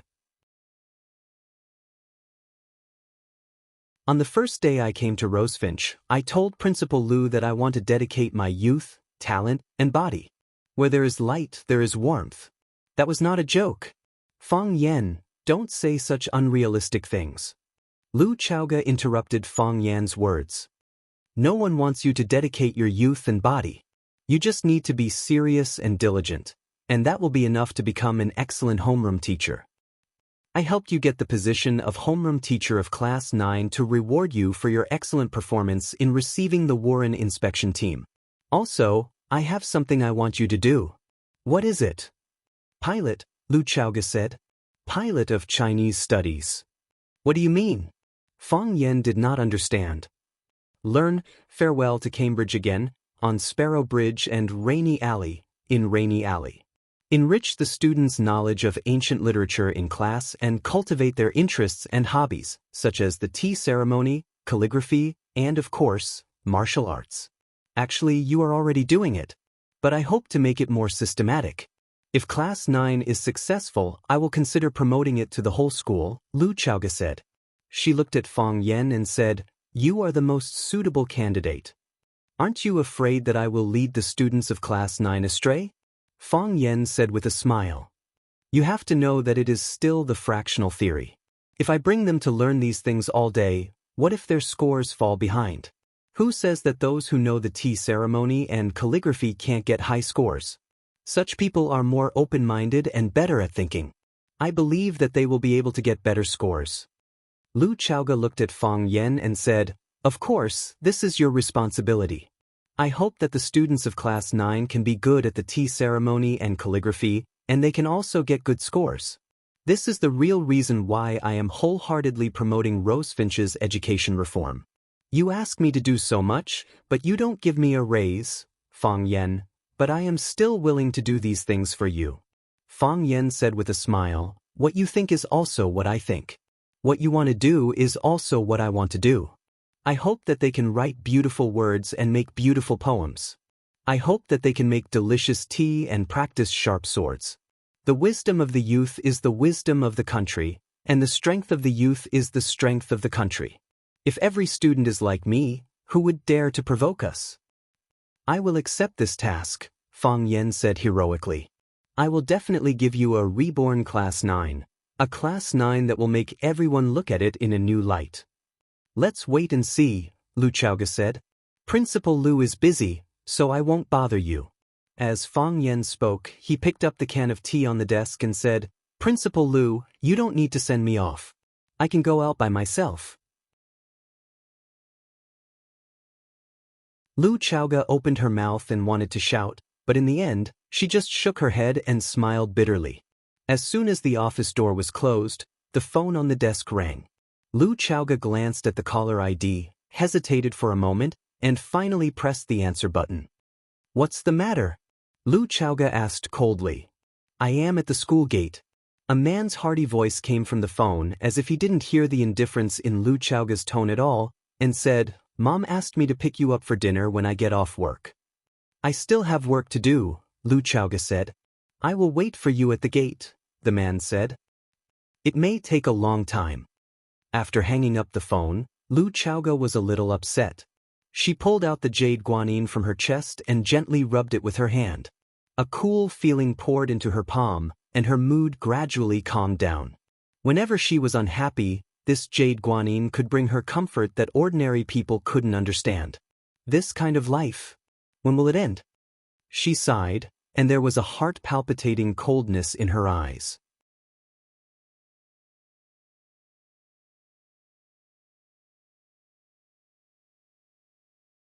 Chapter 93. It was good to be at home, but it was hard to eat outside. Since moving out of Jiangqin's house, Fang Yan had a hard time eating delicious food.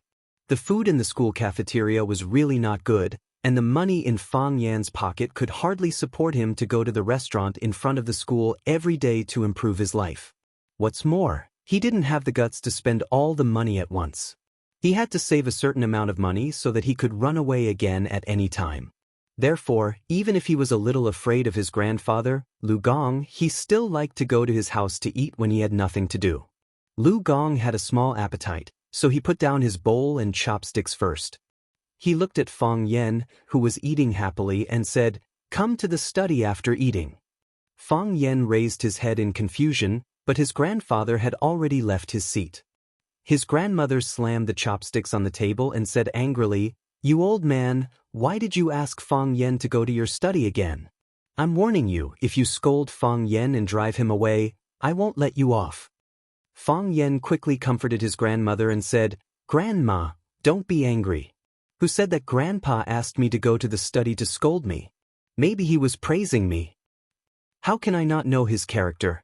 If he praised you, he would have said it in front of me. Why would he need to pull you to the study?" His grandmother knew her husband's character very well, so she said angrily, "That's not for sure. Grandpa has been urging me to read books recently. Maybe he asked me to go to the study to check how well I'm reading. You're already a teacher. What's there to test? My grandson is well educated." In his grandmother's eyes, her child was the embodiment of perfection, without any flaws. The sea of books is boundless. Even Grandpa doesn't dare to say that he's learned enough.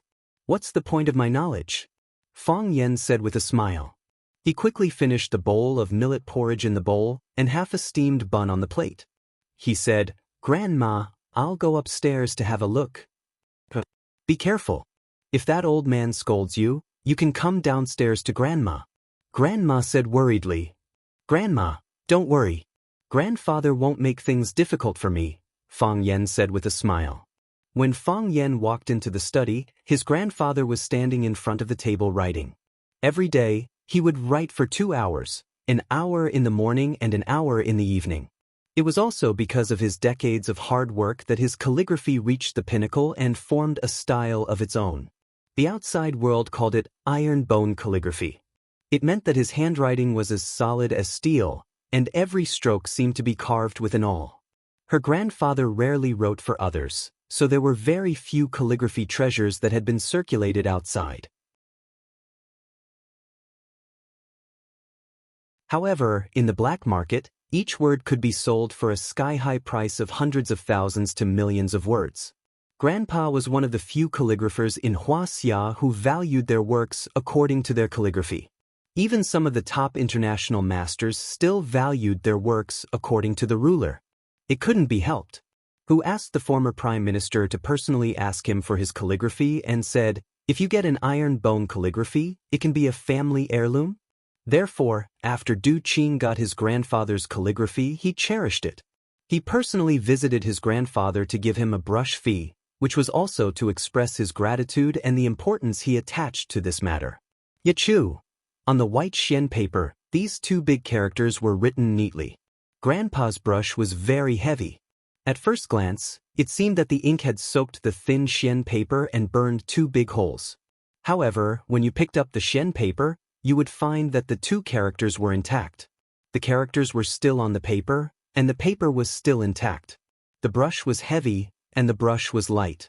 Grandpa's grasp of strength tended to be perfect. Seeing his grandfather put down the brush, Fang Yan quickly handed him a clean towel and praised loudly, "Good calligraphy." The strength penetrated the back of the paper, making it hard for me to breathe. "You won't be able to breathe?" Lu Gong didn't respond to Fang Yan's words. Even when Fang Yan deliberately made a low-level mistake while praising, he pretended not to hear it. "You're very famous in Rosefinch."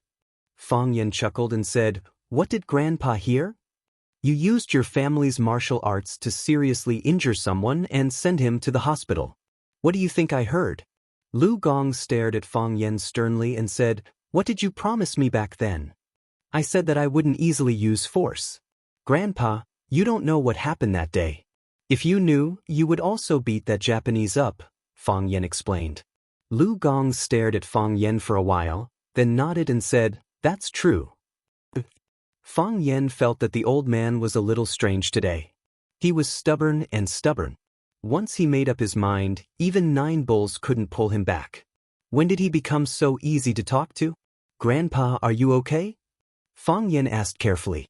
"What can happen to me?" Lu Gong said with a straight face. "You're not angry?" "Why would I be angry? I hit someone.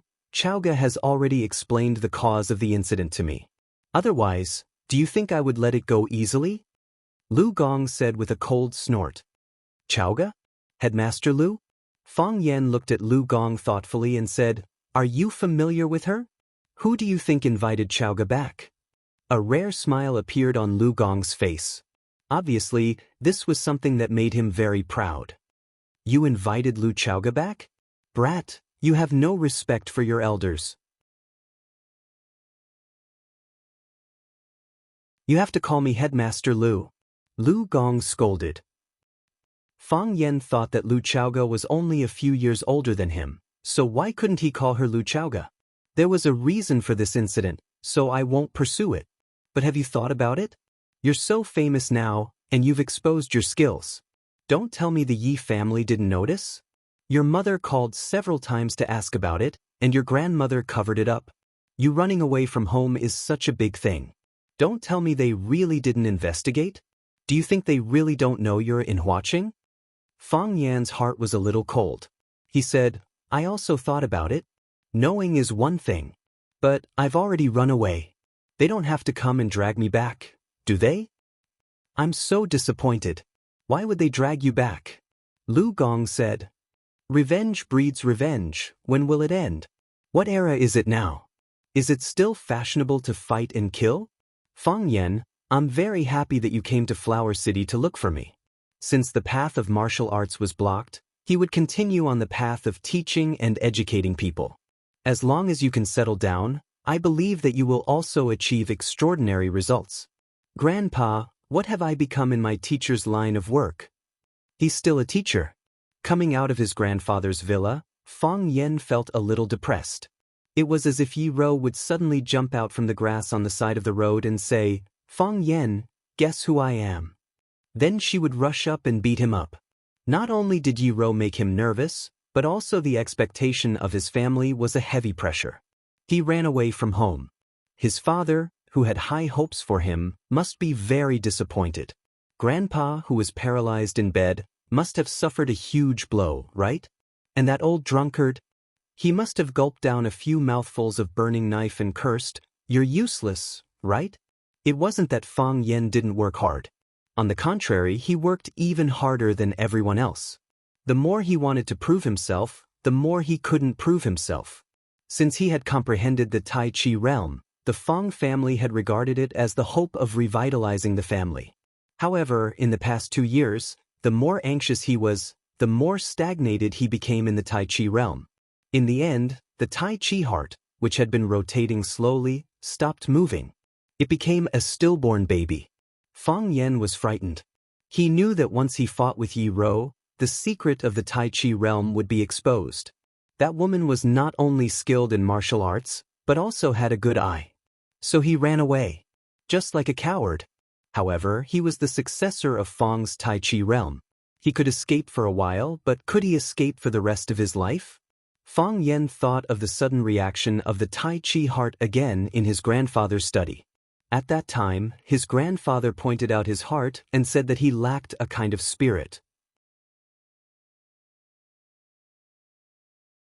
Everyone needed a spirit, and they also needed to have their own pursuits.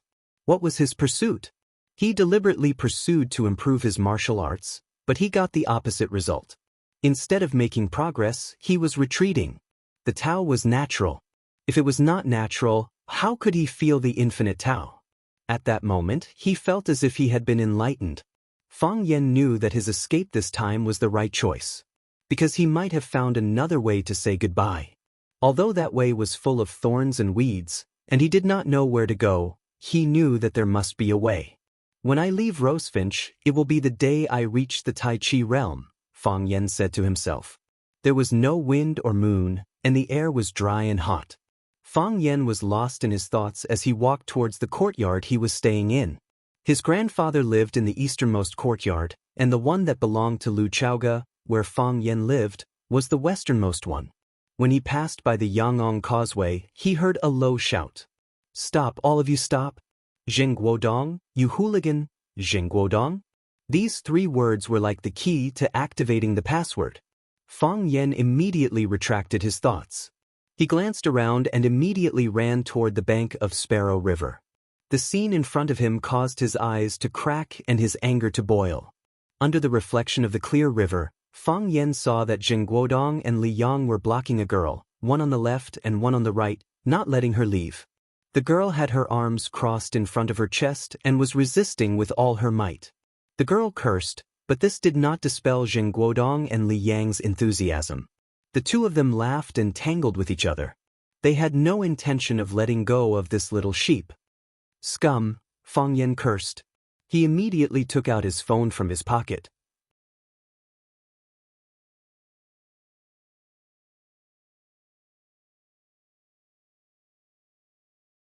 Chapter 94. If Fang Yan didn't talk to Zhu Jian in advance and saw this shameful scene, he might directly rush up and slap Zheng Guodong and Li Yang 300 times, and then drag them out to see the school leaders to give them a heavy punishment. They didn't want to be good students, but learned to be hooligans. Which hooligan had a good ending. However, he already knew the real reason why his predecessor, Zhu Jian, was expelled from the school. Naturally, he couldn't repeat the same mistake. Therefore, he had to guard against Zheng Guodong and Li Yang. Fang Yan turned on the video function of his mobile phone, but the crime scene was dark. There was no usable image on the mobile phone. It didn't matter if there was no image as long as there was sound. With sound, at least Fang Yen could prove himself clearly. No matter how the subsequent plot developed, Fang Yen could be in an invincible position. Fang Yen felt that he was really 2F** king smart. Fang Yen, you bastard, you beast? Don't come over, don't come over. The girl suddenly raised her voice and shouted. Fang Yan's expression froze, and the mobile phone in his hand almost fell to the ground. What was going on? What made him vomit blood was that Zheng Guodong and Li Yang, who were trying to take off the girl's clothes like hooligans, turned into the embodiment of justice and the messenger of purity. Zheng Guodong blocked the girl with his body and shouted, Fang Yen, don't come over. I'm telling you, as long as I, Zheng Guodong, am here, you can't hurt Su Xia. Su Xia? Who is Su Xia? Fang Yen felt very wronged. He didn't know her at all. Li Yang became more arrogant. He didn't know when a wooden stick appeared in his hand. He waved the wooden stick in his hand in the air and shouted, Fang Yen, don't think that you can do evil just because you are good at martial arts.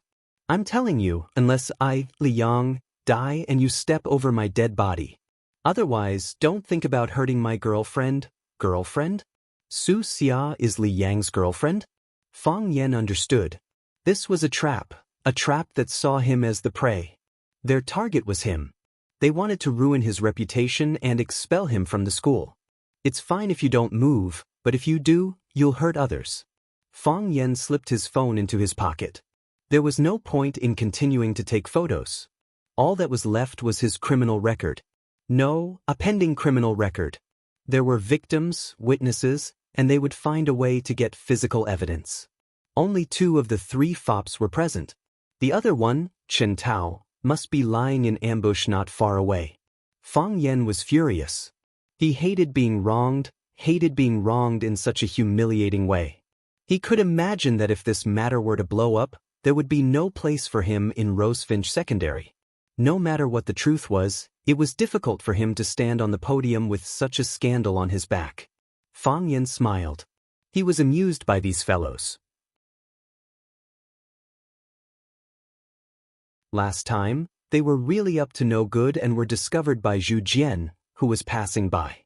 Then they beat them at their own game. When Zhu Jian was busy protecting the girl from harm, they took a photo of the girl wearing Zhu Jian's jacket and the 2 of them hugging each other. Then, they kicked the girl and Zhu Jian out of the school together. This time, they were smarter. They designed a set of wolf trapping techniques, specifically to deal with Fang Yen. Fang Yen, aren't you good at fighting? Aren't you good at fighting? We won't clash with you directly, but we will think of a way to ruin your reputation. It was not hard to imagine that Fang Yen would be seen by someone with ulterior motives when he went to his grandfather's house for dinner tonight. They immediately discussed setting up a trap. When Fang Yen walked out of his grandfather's house, the show would officially begin. They knew that no teacher would be indifferent when faced with such a situation. Moreover, the culprits were Zheng Guodong and Li Yang. They also knew that there was no moon or stars tonight. The sky was pitch black, and it was hard to see one's fingers in the forest by the Rosefinch River. It was difficult to use mobile phones and other video equipment. Even if you recorded it, it would be all insulting and attacking Fang Yen. If Fang Yen used it as evidence, wouldn't he be sent to prison? What kind of crime was it for a teacher to molest a student? There was no need to ask. I've always thought that all of you have accomplished nothing. You're just a bunch of good-for-nothings who have nothing better to do, Fang Yen said with a smile. But at this moment, I have to apologize to you. You are much better than I thought. Who the F***ck are you talking about? Li Yang opened his mouth and wanted to curse. Fang Yan's words were too harsh. His little heart couldn't take it. Zheng Guodong grabbed his arm and shook his head at him, signaling him not to be impulsive and to proceed according to the script they had arranged. Look at this idea, look at this setup, look at this acting. You look like professional actors. No, even some professional actors are not as professional as you. You must have put in a lot of effort, right? Fang Yen, what are you talking about? So what if you are a teacher? Can a teacher molest a female student? Do you have any humanity? Do you have any shame? Zheng Guodong was very immersed in the role, pointing at Fang Yen and scolding. It's a pity that you are not bad guys. Fang Yen said. What makes me happy is that you chose the right way to say goodbye. Being 1099% bad guy. Very good, you have a clear sense of yourself. You didn't go the wrong way. You are the bad guy. 1010% bad guy. Fang Yan, go away. If you dare to touch my girlfriend, I will fight you. The girl hiding behind Zheng Guodong and Li Yang also scolded, Fang Yan, I can't believe that you are a teacher on the surface, but do such a thing behind my back? If Zheng Guodong and Li Yang didn't come in time, I would have been by you. 55555. To be honest, Fang Yan was in a very tricky situation. Because, no matter what he said, others could say that he was quibbling. Zhu Jian was unlucky, but at least the victim was firmly on his side. The victim helped Zhu Jian, so even if Zhu Jian was expelled from school, he would only be cursed for having an affair with a female student. Fang Yan was unlucky that even the victim stood on the opposite side and accused him of trying to molest her. If the police believed that the evidence was conclusive, Fang Yan would be committing a crime. Therefore, the methods that Zheng Guodong and the others played on Fang Yan were much more dirty and vicious than the methods that they used on Zhu Jian, who asked Fang Yan to bully them. Naturally, they hated Fang Yan more than they hated Zhu Jian. Fang Yan looked at the performance of the three people in front of him and asked, Who is Su Xia? Fang Yan, stop pretending. Su Xia is my girlfriend, the great beauty of our rosefinch. Don't you know? If you don't know, why did you follow her to this place? Do you think you can shirk your responsibility like this? We will definitely report to the school and make them expel a dirty teacher like you. You are the scum of the teachers. Why do these lines sound so familiar? Fang Yan thought about it seriously and finally understood. These words were originally said to Zheng Guodong, Li Yang, and Qin Tao. He didn't expect that these three scumbags would successfully counterattack, and now they could openly return these words to Fang Yan without changing a single word. From this aspect, Fang Yan was indeed a very successful teacher. Do you think that I will be unlucky just because you found a woman to be your accomplice? Fang Yan said with a sneer. Did I touch her? Who saw me touch her? I was a few meters away from her. Don't you think your acting is too much? Do you think that by recording your voices of scolding me, it will prove the fact that I tried to molest that person? Don't you think it's too simple? Also, the sky is so dark. I'm afraid that Qin Tao's phone can't record this scene, right? Could it be that he has more advanced equipment? In order to put on this big show, to drive me out of the school, to send me to prison, are you willing to pay a lot of money? Okay, the show is over. Fang Yan waved his hand and walked toward Zheng Guodong and Li Yang step by step. I can talk to you, but I can't say that I can't kneel to you. Let's do something practical. Zheng Guodong shouted even more vigorously and shouted at the top of his voice, Fang Yan, don't you dare. Help, help, Fang Yan is molesting a female student. The girl's voice was even more shrill and miserable. She shouted with a sobbing tone, If you dare to come over, I will die in front of you. Fang Yan, I will not let you go even if I become a ghost. Li Yang waved the wooden stick in his hand vigorously and shouted loudly, If you come over, I will beat you to death. I will beat you to death. This is self-defense. The police will not arrest me. The wooden stick was in Fang Yan's hand. Fang Yan's right hand was holding one end of the stick. No matter how hard Li Yang tried, he could not pull the stick out of Fang Yan's hand. Let go, Li Yang shouted as he exerted force. Fang Yan didn't let go. He exerted a bit of force and lifted the wooden stick up. Because Li Yang's hands were holding the stick too tightly, his body was lifted into the air along with the stick by Fang Yan. Fang Yan retracted his right hand and pushed it forward. The stick carried Li Yang's body and flew towards the Bird River. Ah! Li Yang was like a magical youth flying in the air with a broom in his hand. Of course, this magical youth's magic was not very good. Plop! Li Yang's body fell into the river. You're tuning in to the Wang Lin's Journey YouTube channel. Don't forget to subscribe and join us on this journey to catch the most captivating stories.